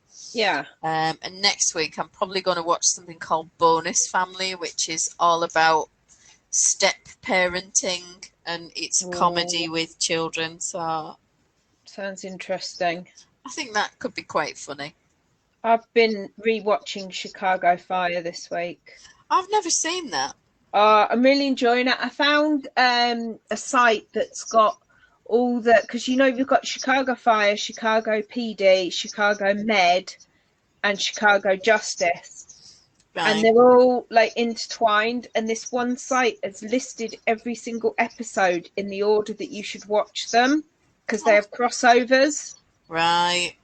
So you'll be watching Chicago Med, and one of the firemen from Chicago Fire will be brought in to the hospital injured in, you know, something that's happened in Chicago Fire. And then obviously Chicago PD, where they arrest them, and then it goes into Chicago Justice, where they get into the courtroom. Oh, okay. I mean, it shows how this hot weather is getting to me because when you said Chicago Med, and I was thinking Chicago Mediterranean. No, unfortunately, no. It's obviously medical. Duh. There are some very cute doctors, a bit like when George Clooney was on ER. Oh yeah. I Yeah, do I like just need a Chicago Med. second to go back to that. Yeah, just think about that for a moment. When he was Doug Ross, every girl Um, that throb. My because God. the other week when I was doing some pattern writing, I put on Friends in the background. You know, you just want something that you can sit and watch when something's a bit difficult and you're thinking about your wording, but you don't Yeah. want it to be putting you off and you don't want to have to concentrate. And the episode with George Clooney and Noah, what was his name? Noah Wyatt something. Wiley. That's him. They were on there, and I was like, "Oh my goodness, how young do they look?" Jake really liked him in those, when he was a lot younger, I might add, Hmm. in the librarian movies. Callum loves the librarian. You know, King Solomon's Mines and Yeah. all of that. So yeah, that's what I've been watching. Chicago. So Chicago Fire. You have to watch the whole of series 1 first. Right. Then you start watching Chicago Fire series 2, and partway through, Chicago PD kicks in. Okay. So I will, I will be watching that. You need to watch it. Do you know one of the firemen in it was actually the young lad out of Neighbours? Did you ever watch Neighbours? Oh, the one Many that moons used to be ago. in House. The blonde kid. Yeah, yeah, he was like the Yeah. child. He was Dr. Kennedy's son or something, Yeah. and now he's a fireman. He's actually quite cute, but it feels a bit weird thinking that he's cute because I just remember him as a kid. How old is mother? That's the acid test. Well, yeah, I don't know. If his mother is older than you, it's fine. If she's younger than you, it's verging on creepy and stop it. What happens if she's only a couple of years younger? Well, you could lie about her age, I suppose, because she probably is. You know, like I'm 44. What happens if she's 40? Is that acceptable? I think that's a judgment call. Depends how young she had him, I suppose. He's got to be in his 30s, hasn't he? He's got to be. Well, let me have a look. Shall I look him up? Yeah, Google him. Bit of Google foo. Bit of Google foo. Let's have a look. Yeah, we need to know that the totty passes the acid test. I mean, thankfully, what's his name? Robert Pattinson.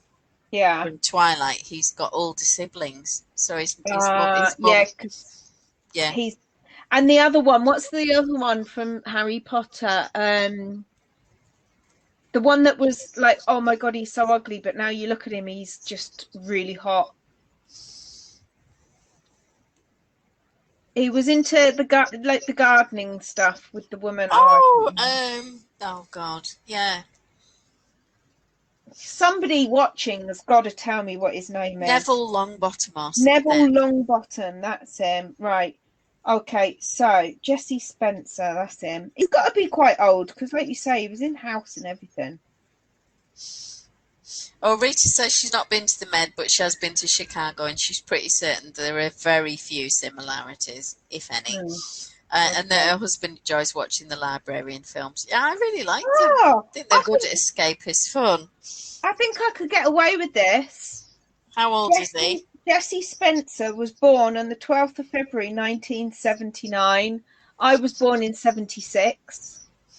Oh, yeah, you definitely get away with it. I can get away with that, can't I? I could probably get away with it. You could get away with it, it'd be fine. So, yeah, we'll go with him. That's fine.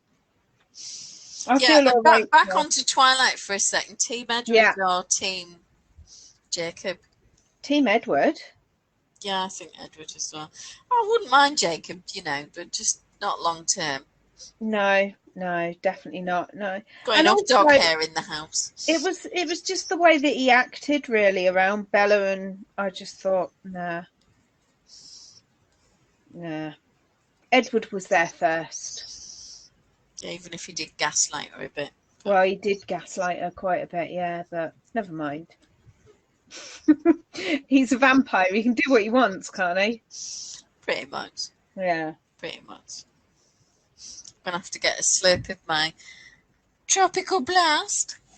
So has anybody read any of this autobiography from Meghan and Harry in their £7 million mansion in Florida or California or whatever? No. I could be quite interested to see what that's. I'm really, a lot of these books are, I want to read them. I'd like to know what's in them, but I refuse to give anybody the money in order to pay for them because I fundamentally disagree. Well, they owe us £2.5 million, so why would we buy their book? Exactly. The only person actually who gains out of this is the people making money out of it. So I'm not going to buy it. Maybe, I mean, my library doesn't have any budget for new books. I normally donate all my books to them. But if they did by some miracle have it in, then I would borrow it. But I wouldn't buy it. Definitely not. But I would like to see what's in it. I am a real gossip, Oh, I couldn't be bothered. Oh, I am. I like to know what's going on in people's lives. I'm not that minded. I can't remember who it was. One of my friends, Pete Garbatch, was on Facebook earlier, and he put some comment on about a politician. Oh, yeah. And I think it's the ironic comment about the fact that they were trying to justify that they can't raise people's grades because then they might get into jobs where they're clearly not competent to do them. I'm thinking, Tory government, anybody?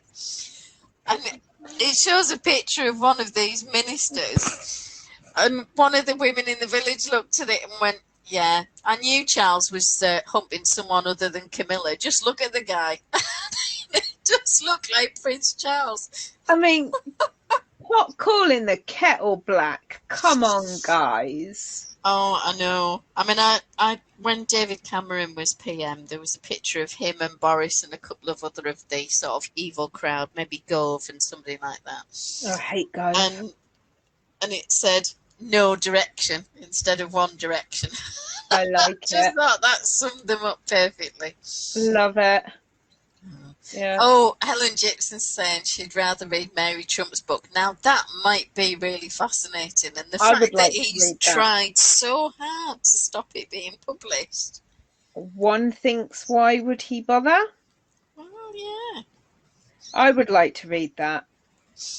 Yeah, I think that's going to be a belter, isn't it? And I with am proper really paper nosy though. serialised, it's going to get a load of people. I like biographies. I like true stories, anything like that, except for child abuse books. You know, like those ones like "Why Don't You Love Me, Mummy" and things like that. I cannot be doing with that. But anything else, I'm reading The Librarian of Auschwitz at the moment, actually, which I'm really enjoying. I do like a true story. It sounds like a cheery book. It's not that bad, actually. Strangely enough. There's hope. Well, yeah, it's just basically they're running a block for the children, and they're teaching them, even though they've told the Germans that they're not teaching them, that they're just keeping them entertained, which means that the parents can work and they'll get more production out of them and blah blah blah. So that's how they sold it to them. So they are using it like a school. And this one girl, so she's an older girl, she is the librarian. She's in charge of looking after the books and handing them out to the teachers and making sure they're hidden. And there's one bit where she's actually got them in her armpits or something, when one of the, you know, the what was the really nasty SS guy, Dr. Mengele, that's him, the one that did all the experiments. So he's there and he's about to search her, and she's got these books there, and one of the other people causes a distraction. It's quite good. It's, you know, it's not as depressing as you would think a book about Auschwitz would be, to be honest. Well, that's good then. So yeah, enjoying that one. I've still got The Witcher on the go, which I really should pick up and finish, but yeah, it's like shiny new knitting projects, isn't it? Yeah, well, I kind of know that feeling. But yeah, I'm sticking with Vera for the moment. I want to get the body done. Yeah, cool. And then you can try her on. Well, you'll be finished, won't you? Just the neckband. And that's it. Yeah, and then you'll be finished. So how much have you got to do you reckon? Let's have a quick measure. You must be getting close.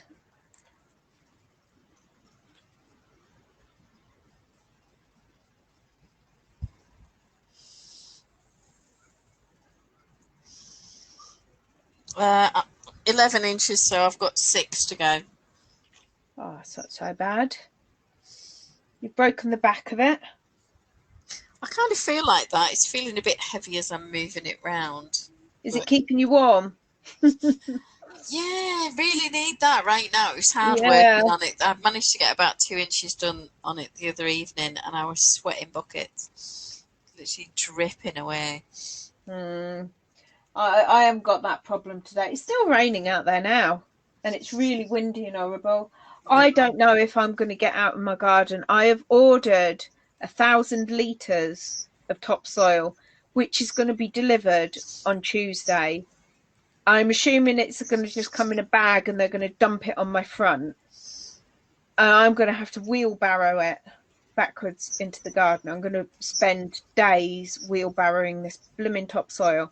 But the weather forecast looks horrendous, so I don't even know when I'm going to get to do it. I don't know what to tell you. The British weather? Yeah, well, sometime. Well, you know. It's not like you're going on holiday, so you know. On the bright side, it's something to look forward to. What, wheelbarrowing lots of topsoil into the back garden? You'll have gorgeous arms, be really strong, burn off a ton of calories. No, I think I'm much more rather looking forward to tomorrow, just sit in a hairdresser's chair and, you know, just chill out. It's going to be much better than wheelbarrowing backwards and forwards, surely. Even if I do have to take my own coffee. Yeah, well. Yeah, it'll be fine. It will. It's unusual to go places and try not to touch stuff. Yeah. It just feels fundamentally wrong. Especially when you go to the shops. I mean, we're just used to picking things up and looking at them and putting them back down, aren't we? Yeah. That's the hardest thing. I do need to get into Aldi at some point. The door curtain at the back, the Velcro, is starting to fail at the sort of centre top. Oh yeah. The top drops and then the little magnets don't come together to close the door automatically. But I mean, it's lasted 3 years and it's out there 7 months of the year. The rest of the time it gets folded up on a dry day and put into one of the garden storage boxes. I've got two of them Keeta storage boxes for like the pressure washer and stuff like that. Right. Mm. So it spends the winter in there. Cool. Love it. Yeah, Coco's been really annoyed at me with the humid weather, telling me to go to bed earlier, and then I go to bed, and then she wants somebody to get up and put more fans on. Well, all the fans are on as high as they can go, and there is no breeze anywhere, and honestly, I've never known the inside of the house be that hot. It was really warm yesterday. But then this morning I went round and I think I closed about 6 windows today because it was cold and wet and horrible. I had to close one of the upstairs windows because it was pulling the curtains out. It's just annoying and untidy. So I had to shut that window. What weather has everyone else got? I've got rain, you've got heat. What's everyone else got? Helen's definitely had torrential rain and thunderstorms, landslides. No, we don't like landslides. That awful train derailment, wasn't there? That was horrendous. Did they just have no idea that half the road had They hadn't got a clue, and a friend of mine works for Highways England, and he posted a picture of on his way to work, and he says, "This is not a reflection in a puddle." And then I looked, and it looked like the reflection of sort of the mountainside, but it wasn't. It's half the road is gone. Ooh. Gone completely. Where was that? It was somewhere in Yorkshire, I think. Near me, then? I don't know. I'd have to look it up and see the picture again. But I kind of looked at that and thought, because initially I thought, oh, look at that reflection. And then it says in big letters, this is not a reflection. I thought, my God, that's a road collapse. And then when you looked, you could see the edges of the tarmac and the various sort of layers of the road underneath. But initially I just thought, oh, isn't that a pretty reflection? Oh, pretty. Duh.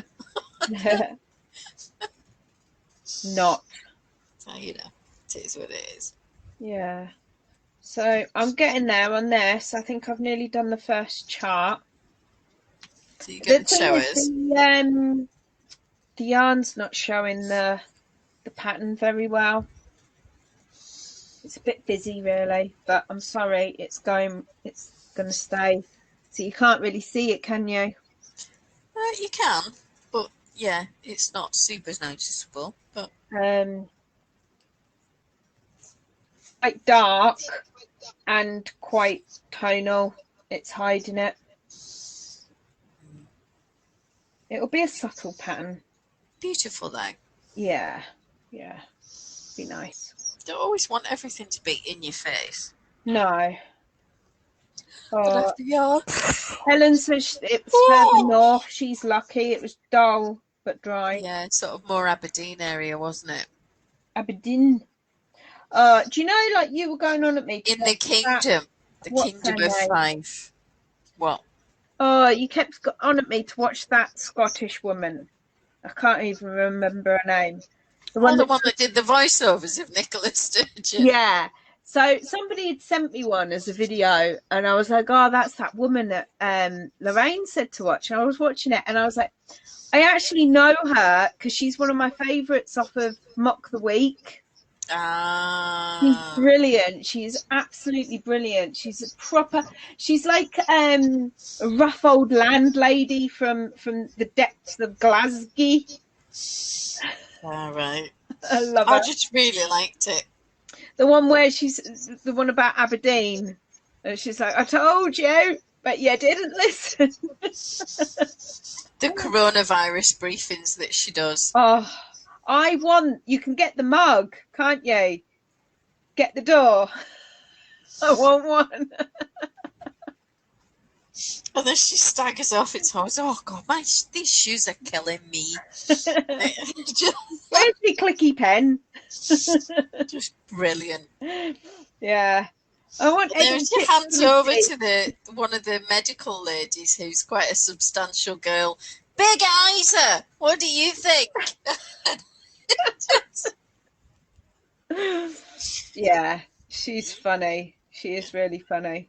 I really like her. My husband's best friend cannot stand Nicola Sturgeon. He's got like this thing about her and Loraine. You know, Loraine off the TV. He can't stand either one of them, and he will turn the TV I off. don't like her either. Loraine or Nicola? Loraine Kelly. Yeah, there's something about her. I think they nailed it. Was it Alistair McGowan and somebody else? I can't remember the woman comedian. And they did these spoofs of celebrities in other jobs. Okay. And Loraine Kelly was a hit woman. All right. And she was hired to murder this lady ambassador from such and such a country. And she's lining up the gun and she's, well, that's not a very pleasing angle. And changing the angle of the gun to suit the decor. And, well, the handle doesn't really match my outfit. And arguing stuff like this. And then the woman's car arrives at this embassy and she's got to shoot her from above. So she's looking down on her. Oh, what a cute wee clutchy. On about her clutch bag. Oh, those shoes. Oh, they're darling. And then by the time she's finished describing the outfit, she's got into the building and she can't kill her. All right. I just thought, yeah, absolutely that. Yeah, and she used to have that Dan Wootton on Loraine in the mornings, and he's the one that's getting sued by Johnny Depp. Oh, okay. But again, you said this last week, and we've still not heard anything all week this week either, have we? No. Does anybody know what's going on with Johnny Depp? No idea. I want to know. I want to know the outcome. See, I'm curious. I do not like Amber Heard, and I worry that prejudices me against what she says. But there are so many people, including some of her own friends, who've basically said she's a nut job, and he's lovely. So well, your own friends are saying what's the truth? I don't know. I do not know. And I would hate to not defend another woman if she genuinely has suffered abuse. I'd feel awful. Yeah. But then I'm just not convinced that she has. So I don't know. I do not know. I caught a bit of Loose Women at lunchtime. I was just turning the TV on and then promptly turned it over. And I didn't actually see the bit, but it said they were going to the break, and it said, after the break, it's something about sex crimes being decriminalised or something. And I thought, oh, God, I can't be watching that. I would just be screaming at the telly. Exactly. That's why I turned it off, because it's already bad enough as it is. Well, that's so... all them bloody Tory MPs don't get done, isn't it? They don't end up with a criminal record. Because that thing's gone quiet as well. That one who had images of child porn on his phone and he's got away without a jail sentence. What the hell is that about? Yeah, you know what it's all about, don't you? Friends in high places. It's disgusting. Oh, we're a cheery bunch tonight. Where aren't we? So they've still not made a decision about the black fur Tanya shawl. People are coming up with all sorts of what they're saying. But they're suggesting greys and a grey with something else and not the black. And Tanya likes the black, but other people are saying it's hard to knit with. And she does get really bad migraines and stuff, so I wouldn't recommend it. Black is very difficult. You have to have very, very, very good light. Yeah, for me. Especially if you're doing anything other than stockinette or garter. Because to read your knitting, you're going to be like this, and you're going to need to be able to see it well, aren't you? Yeah, so they're still debating it. People are coming up with suggestions, some of which include grey. So I guess they'll get there.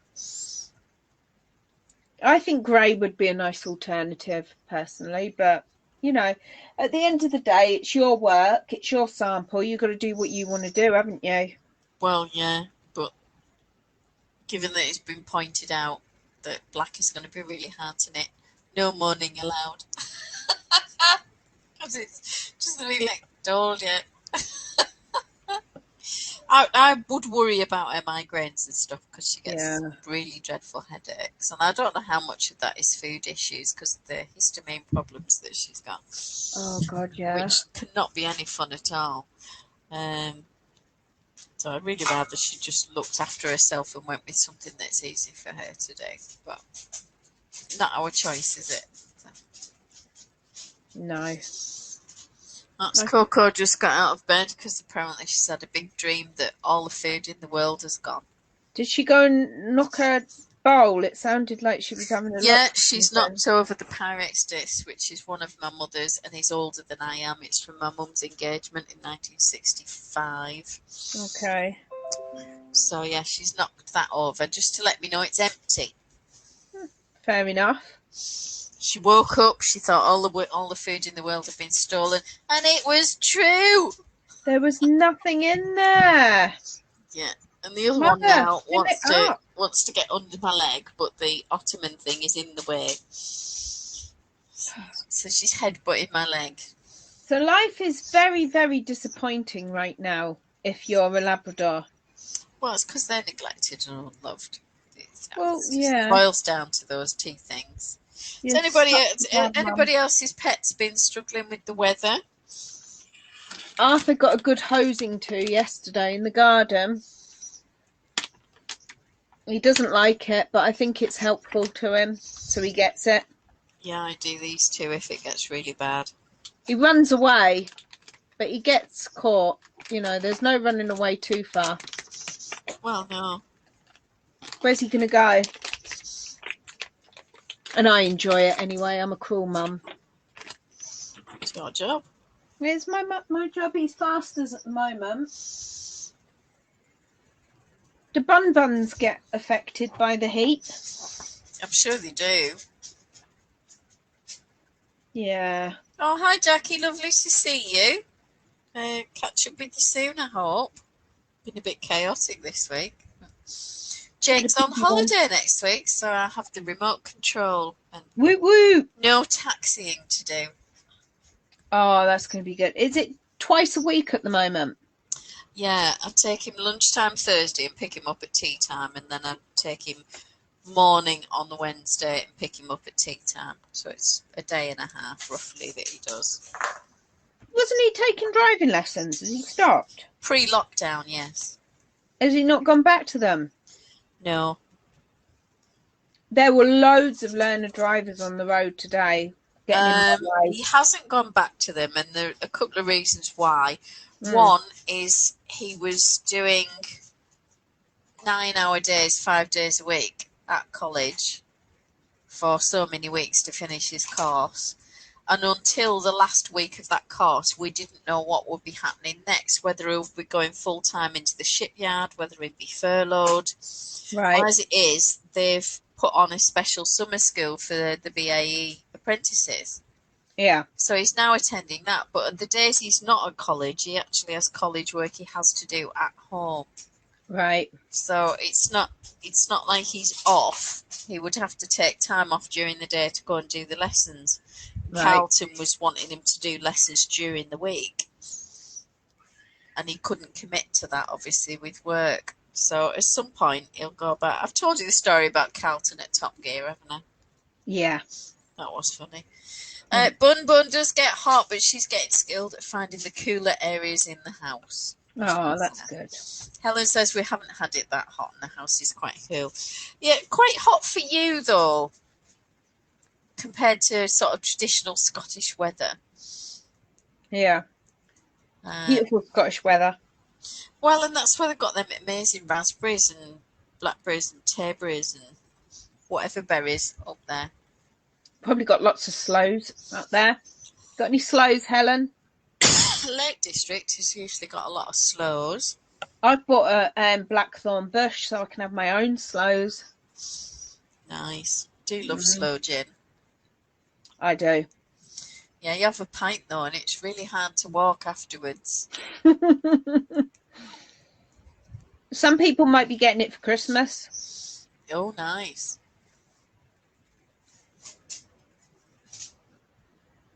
Oh, is that shouting?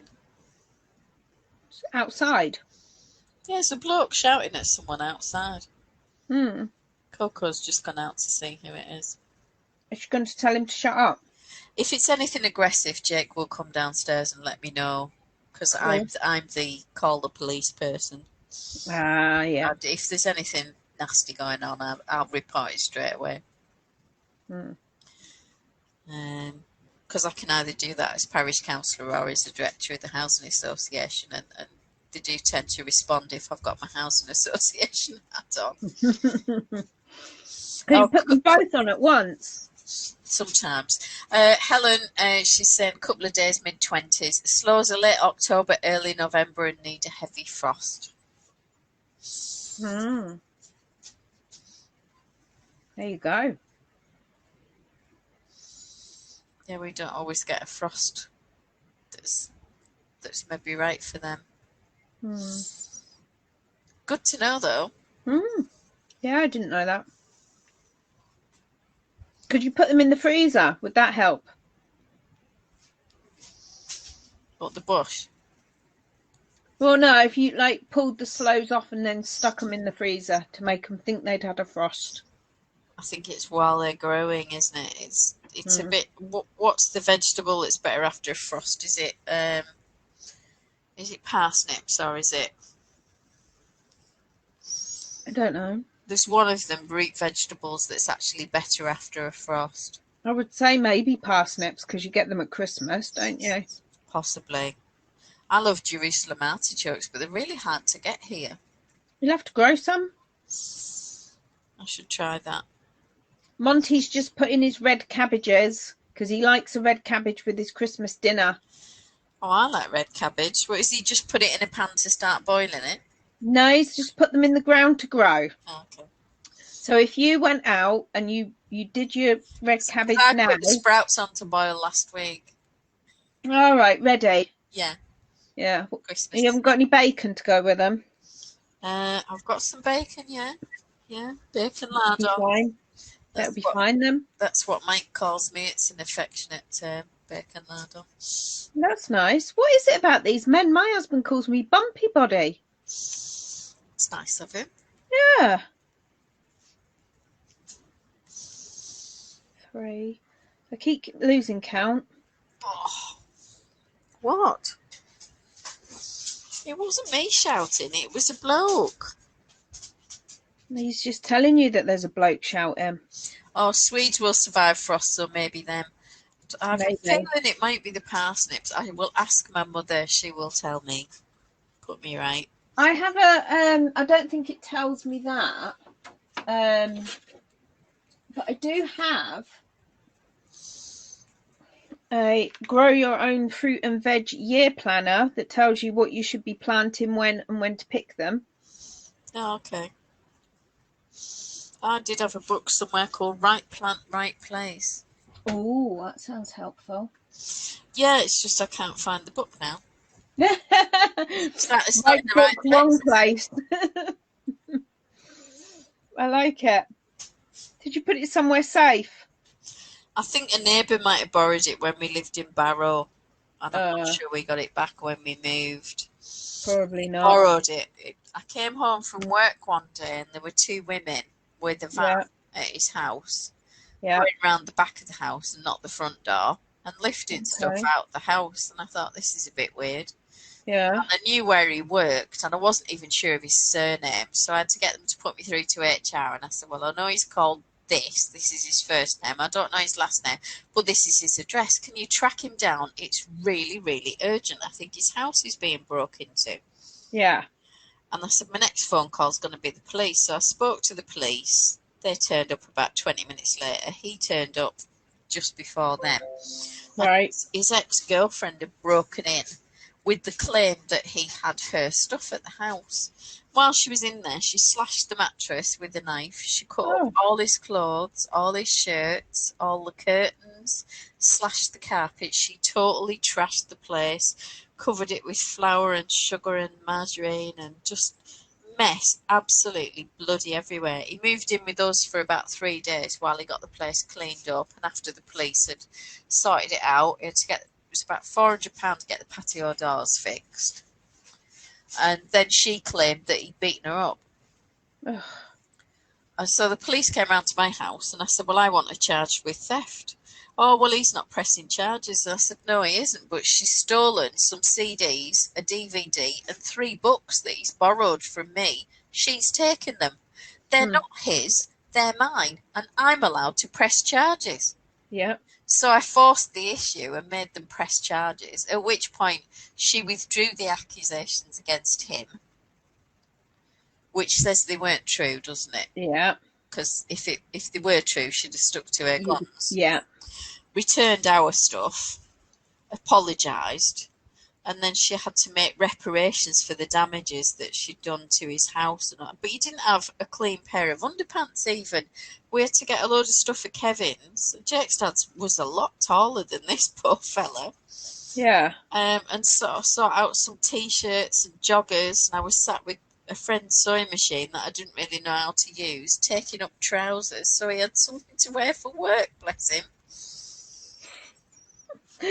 Oh, I love it. Poor guy. Ridiculous. But Don't you I just said to him, love where did you find this nut job? And he just went, you can't help who you fall in love with. Oh, well, good I suppose you can't, can you? You met someone else after that, and I bumped into them in Aldi a few months ago before lockdown, and they look really happy together. And that's obviously from 20-something years ago, so that's good. Yeah. Just to know that's worked out for her. That is good. I felt like quite an idiot ringing his work, going, well, he's called so-and-so, but I don't know his last name. This is where he lives. They were being so evasive, quite rightly, to protect his identity. I'm going, well, his house is being broken into. I mean, you know, at least you knew where he worked. I wouldn't have a clue with my neighbour. Well, it's only because he'd mentioned it to Kevin when we were gardening at the front one day. I wouldn't have known otherwise because I'd never really had a conversation with him.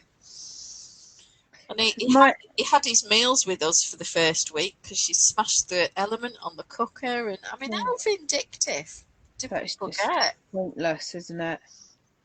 My neighbour earlier on in lockdown was trying to complain. He was going on about how he hadn't long been home off the rigs, and you know, he hadn't seen his kids for about 10 weeks or something.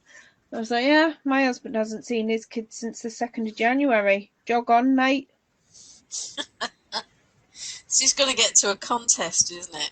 Yeah. Whose life's worse than lockdown? Wow.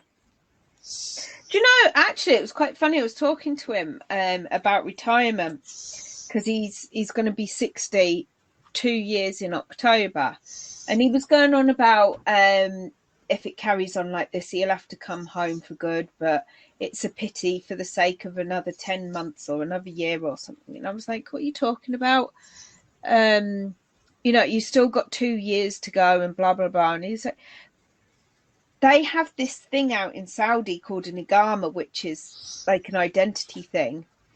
And they've got him down as his 60th birthday being the 1st of January, not in October. So he's hoping that his retirement will come 10 months early. That would be nice, wouldn't it? Wouldn't it? I can't see it. We haven't got that much luck. Oh, of course you have. No, it won't be. It'll be normal his birthday. I might have to sit up and shuffle. I'm getting a numb bum, and as you know, that's a lot of numb. I get a numb bum at this point of the evening. And I've got one numb foot because I've got a Labrador head on it. Excellent. All its weight on it. So. Well, it's almost time to go to bed anyway, isn't it? Almost. Generally go up about 9 to 9:30. Yeah. It's my lie-in tomorrow. Callum's got to walk the dog. I haven't got a lie-in as such. I'll get up when I wake up. It'll either be 6 or 7. But that's Yeah, Friday's the only day I don't have an alarm. I just wake up when I wake up. So even with an appointment, because my appointment's not till 11 o'clock, I'm pretty sure I can wake up naturally and still make it to the hairdressers in plenty of time. So it'll be fine. What you reading? What you reading? I was just watching the screen, seeing if there's any comments coming up. I think most people are starting to think about bedtime, actually. We've had a few people go to bed. Yeah, Jackie will be watching some telly with Wayne, probably. Yeah. By now. That sounds like the title of a TV programme, doesn't it? Telly with Wayne. It does, rather. Maybe we should pitch it. Yeah. See if we can get paid to produce it. With our consistently high production values here. What do all these, these famous actors? Actors, and then actors, and then they become producers of their TV programme. What do they actually do? Well, the thing is, if you're the producer, then you invest in the show, but you also get the profits from the show, so it means you earn a lot more money from what you're doing. So if you look at William Shatner's Unexplained, he's the lead producer on that show. Right. So he gets the most money from it. But then he puts all the work into promoting it absolutely everywhere. So, like, I was rewatching Outlander. Sorry, not Highlander, Outlander. And obviously you've got Sam Heughan and Katrina Balfe, who are the two main characters, and they are also the producers. What's the difference between a producer and an executive producer? Pay grade. Percentages. So is it like an executive chef? If you go back to, do you remember the film Ghost with Patrick Yes. Swayze and Demi Moore? Yeah. So, she at the time was married to Bruce Willis, who is very shrewd, very clever man. For all he doesn't look it, bless him. Now, he negotiated her contract. Now, she was offered the same money as Patrick Swayze, which was around about $250,000 for guesstimate figures. It wasn't fabulous, but it wasn't bad. Yeah. But Bruce Willis had looked at the script and said, no, you ask for a percentage. So instead of taking any money up front and being paid, she asked for a percentage of the gross, and of course it went. So she got paid 1,000 times or more than he did. Right. Because she negotiated a percentage and he just went for the money. With you. Sounds all right if you know what you're doing then, doesn't it? You've got to have good management, and obviously management that then doesn't steal all your money. Like poor old Caroline Quentin. What happened to her? She never got paid for the first series of Jonathan Creek because their manager absconded with the cash and ended up going to jail, I think. That's rude. When I have my hair short, Mike says I look like Caroline Quentin. I'm not really seeing it, but No, I'd have to see it. I think it's the bolshy attitude more than anything else. I like Caroline Quentin. I think it was because when I had my hair quite long, wavy and curly and all of that, and I called at my mother's and I walked into the kitchen and she said, "Watch out for the helicopter." Jake had a helicopter attached to the ceiling light pendant, and it whizzes around like this, and it landed in my hair. Ouch! And of course, the rotor got tangled up in my hair almost down to the scalp. Well, it had to be cut out, and then I had to get an emergency appointment at the hairdressers. Yeah. And cancel my appointments for the next day because I had meetings in Manchester and Liverpool at one of the universities, and then with a client. I had to cancel and rearrange all of those for the following week, get into the hairdressers, and then she cut my hair so short and like fringe was up here somewhere. Oh Honestly, it God. looked like it had been done in a prison camp. It was really short and really Oh awful. God. And at that point, I just walked in and he went, "Oh, did you ever get your money for Jonathan Creek?" Uh, You bastard. And every now and then he'll just say, "Oh, did you ever get paid for that? Did you say, oh, I rude. managed it?" Well, you wouldn't mind having her money, I suppose, with or without the payment for Jonathan Creek. I don't suppose she's doing too badly off. I think the last thing I saw in was something with that fella from the 100k house, one of the Yeah, there was Yorkshire a series. architects where they went to these amazing homes around the world. Yeah, it was on Netflix. Yeah, which I didn't think a lot of them were that amazing. Some of them were all right. Callum and I quite liked watching it. And there was one out in the middle of the desert somewhere, and I was like, "Why would you want to live?" I didn't get it. Oh, there was this sort of concretey box with long Yeah. concretey corridors with cupboards, and great for yarn storage, but really dark and dingy. You'd never be able to tell what colour you were picking. Exactly. Everything would have to have Malabrigo type labels on it so you could read what the colour name was. Yeah. Yeah, definitely. But it was nice, but it wasn't that It wasn't nice. the best in the world, yeah. Yeah, well, it wasn't my I thing. mean, if somebody wanted to give it to me for nothing, I wouldn't turn it down. No, I mean, I could make do, and yarn storage, obviously. Yeah. Lots of that. Lots of yarn storage. I don't know. I mean, a lot of these grand designs and stuff, I kind of look at them at the end and just think, really? Yeah. I mean, I do enjoy watching it, but you think the amount of money that they've spent, was it really worth it in the end? Oh, I know. They always have to go into like quadruple the debt they thought they were going to, and then somebody has an illness or a fall off, or there's some sort of tragedy or a divorce, or There's go through all of this drama. together, and then all of a sudden they're not. I used to like watching that Sarah Beanie. Oh, I can't stand her. Oh no, I quite liked what was her one called? Something Property Ladder or something, wasn't it? Something like that. Yeah, I quite liked watching hers. And I did like Location, but Kirsty Allsop used to do my head in. Yeah, I'm not really keen on her either. No, definitely not. I like Phil. Yeah. I didn't mind Phil, but Kirsty's a bit. Apparently, loads of people have worked for her and not got paid as well. You know, on the old Kirsty's Handmade thing. Oh, yeah. I was reading something about it on Twitter the other day. This woman was complaining that Kirsty had wanted her gingerbread men or something, and she had to make so many of them in different stages. So, you know, through from beginning to end, different ones, and that she wanted the recipe in her book and everything, but she didn't get paid. Well, that's crap. And then, and then loads of people commented on her thing saying, yeah, same here, I gave her this, or I worked with her on that.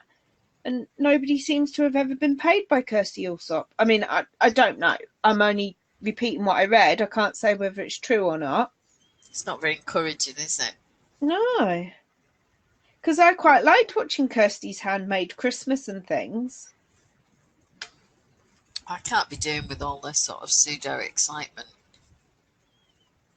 Well, there was a thing about where she was knitting. Apparently, they film her knitting for the sequence, the opening sequence, and there's a woman sitting sort of like down next to her, just out of shot, and she's actually takes it off of her, does a little bit of knitting, and gives it back to her, and she sits there and pretends to do it. Oh, God.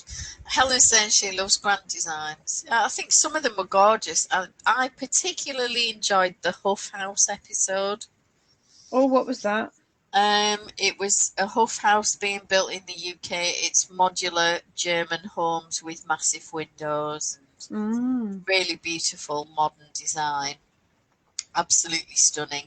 The only cock-up was that the company providing the crane for the workforce to use to move the pieces around sent them to the same town in the wrong county. So the only delay was due to the British, and the German workers were really nice looking bunch of lads. It was a great episode. Thoroughly enjoyed it. So is it a bit like Our Vie Design Pet in reverse? Yes. Yes, it was populated with lithe, handsome, muscular men who you would want to see with the t-shirts off, as opposed to Our Vie Design Pet, where you're just begging them to get dressed. But, you know, we shouldn't be objectifying these men. She says, Googling Grand Design's Huff House sexy builders. Oh, yeah, I love that one. Is it like Pick a Mix? Yeah, something like that. It just made me laugh that the only thing the British had to do was the crane. And they got that wrong. They got that completely wrong, and it delayed everything 24 hours. And the Germans were still ahead of schedule. Yeah, sounds about right. Sad of us, isn't it? There's a Huff House on the side of Windermere. Oh, yeah. Yeah, on Millionaires Row. It's stunning. Yeah, but Millionaires Row just tells you everything that you need to know, doesn't it? Well, I think the thing is, I was talking to I won't mention the person at the National Park Authority because they wouldn't appreciate me saying it, but okay. Essentially, you're talking to someone. What they were saying is that it was supposed to be this eco-friendly, carbon-neutral, blah-de-blah, blah, and actually it costs a fortune to heat. That's not good then. This wasn't right and that wasn't right. He said it's stunning, it's a design exemplar. We were really keen to have something like that in the lakes to show that we're progressive. Yeah. It's an evolving industrial landscape. It's not actually a rural landscape at all. It's an industrial landscape, and farming has shaped much of what the Lake District looks like. Right. So all this business about sheep and these classic Victorian chocolate box kind of painted landscapes, that's not what the lakes is meant to look like. Most of it's supposed to be forested, and it isn't because of sheep. Right, okay. So Friends of the Lake District and the like want to turn it into something it's not and keep it as something it shouldn't have been in the first place. I just find it all a bit bizarre, really. Oh dear. But it was interesting to know that it was nowhere near as economical as everybody thought it was going to be. Yeah, that's always economical. He said it was stunning. Absolutely beautiful. But not what it was supposed to be. No. Oh, dear. Whatever is. And I don't know if somebody local had done the installation. Right. I've no clue. I never asked that question. But I'd have been intrigued to know if a local builder and contractor had done the build and Huff House just delivered it. Right. Because that might be the difference. Who knows? You just don't, do you? They've just, if something isn't quite right or it's upside down. Helen loved the episode where it was done in Italy on a very low budget. Oh, I remember that one. That was really nice. Yeah. I quite like that couple. Actually, I found them quite engaging and kind of nice and chilled. Some of them are a bit sort of like this with one another, aren't they? Well, when they're spending that amount of money on a house, I suppose. Oh, absolutely. Mind you, I was on the verge of stabbing Mike in the face when he cut my carpet, did the mirror image of the piece it needed to be. Bloody men. So instead of no seams on my landing, I have about 4 now. Instead of, do you know? I wouldn't have been happy. The best bit is he made such a fuss about him doing it because I'd get it wrong. And he knows what he's doing. Yeah. Really? Yeah, so if he lectures me about getting on with stuff, it's like I said, I moved the pine dresser and I did this and I've done that. And Jake and I put the telly on the wall and we've put this bracket up and we've done this and we've done that. And he's going, should you be doing it? No, you should really wait. And I'm thinking, what, till I'm 93? Because, you've been putting the door on the bathroom for 4 years. Oh dear. It's kind of at the stage where I've actually arranged for one of my neighbours to come and swap the door for me. He won't let me pay him, so I'm just going to do a load of baking and stuff for him and drop it off over a couple of weeks. Or those cookies that you were making. Oh, yeah. Yeah, I could do sugar cookies or my favourite are the Ilana's Pantry, and it's ground almonds instead of flour. And there's lots of cocoa in it, and dark chocolate chips, and white chocolate chips, and you don't have milk chocolate at all. Right.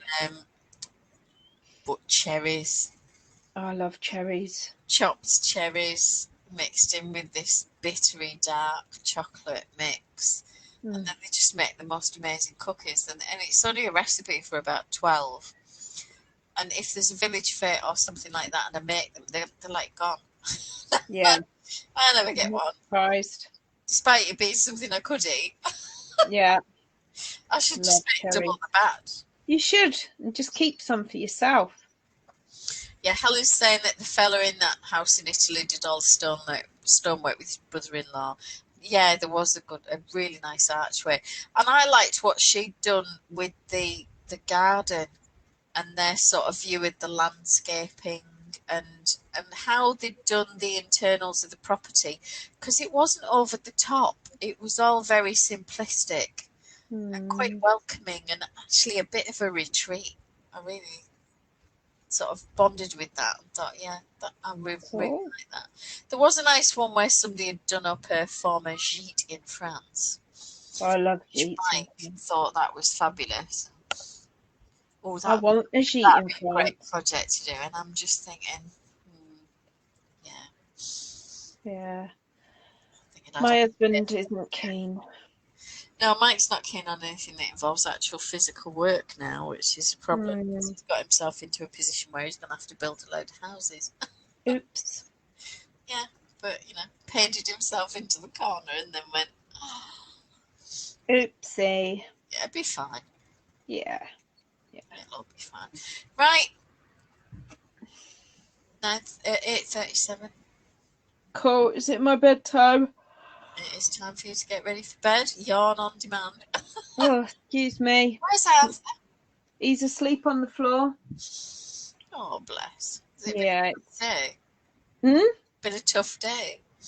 Well, it's been a quiet day because we haven't been out in the garden. I think it's probably been a disappointing day, and he's probably like bored and sad. And yeah, he likes to go out in the garden. He likes it out there. Just get one of them automatic ball throwers for him. I should really, but I just think that he probably wouldn't like the noise. Might upset him a bit. No, Coco wouldn't. Mocha would play with it, but once you've thrown the ball 3 or 4 times, she just looks at you as if to say, well, you threw it, you pick it up. No, he would literally play chase all day long, and he brings it back to you and he drops it, and then you throw it, and then he brings it back, and he honestly all day long. That's why it's taken me so long in the garden. I probably would have been finished if I didn't have to keep stopping to throw a ball every 2 seconds. Well, Mocha gets the ball, Coco steals it off her, and then Coco brings it back to you going, I've got you a ball, and then we'll give it to you. Oh, bless. And then Mocha again runs and gets it. Yeah. And Coco steals it out of her mouth when she's halfway back, because, you don't want to do all the running. But once you've done 3 or 4 throws, Mocha's had enough. And then when she's tired, she lies on top of it. Oh, right, okay. What ball? What ball? I haven't seen a ball. Yeah. Yeah. So, it's all good. It is. Well, I've pretty much got to the point where I have to concentrate for a second again anyway, so. Was this the one with, the mosaic path, Helen? Or am I mixing up with something else? Could be anything. Don't know. It's years since these have been on, isn't it? I should maybe watch a few again. Maybe Google it. Probably it'll be on 4 on demand or something. They got loads of stuff on there. There's quite a lot you can watch now, isn't there? Yeah. Oh. I used to like watching The Hotel Inspector. Oh, I've been on that. Have you? Which episode? It's oh god, what was the hotel called? the world famous Brendan Chase. All right, okay. David. And why were you on there? Because I was redeveloping his website and doing the graphics for all the signage. Right, okay. And she cut out most of what I did. Oh. And when I knew the producer, Yeah. I said, what was that all about? Oh, well, there might have been comments about how you were stealing her thunder. Because I was making comments, and she then wouldn't be able to suggest it later on. Right. So Naughty lady. Well, I said, it's her show, isn't it? Yeah. It's her show, it's not mine. I'd be at the hairdresser's, have my hair cut, have my makeup done, Yeah. and I barely appear on the screen. You see my ear and the side of my face, and then you see my hands and my nails, which I hadn't had done. Oh. I'm showing him stuff on screen, and I'm talking him through the rationale of why we do things, and then doing a tour of the hotel, and then looking at the eventual signage when it arrived and stuff like that. But I spent about a week with them. Wow. Because it was one of the producers, this girl, her dad is a builder, and we were talking about right first time. And she said, oh, that'd be a big thing in the shipyard. And I said, well, I wish it was. Because when I was there, it used to be right first time as long as you don't have to do it 3 times. It was a bit of a joke. So we were talking about that. And she said, somebody rang her dad and said, oh, well, this wall's come down and I need you to come and fix it. And he said, oh, you can come and fix it directly, or I can come next week and do it properly. Which it's just this. Yeah, you can have it done directly or properly. Yeah, I like that. I do like that. Love it. I just thought it was brilliant. That is brilliant. Oh dear. Yeah, I'll have to have a look on all 4, Helen. Yeah, it was the mosaic path. I thought it was, Yeah. Yeah, I just really like that couple's vision for it all. They were just really in harmony on it as to what they wanted.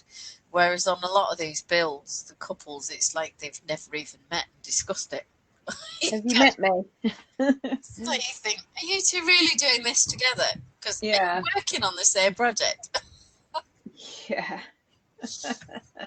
Right, time to go. It certainly is, I think. So we'll see you Sunday. Hopefully the weather will improve between now and then. You'll be fine. And you'll be fit after all that wheelbarrowing. Let's be honest. Cool. Right, so we'll see you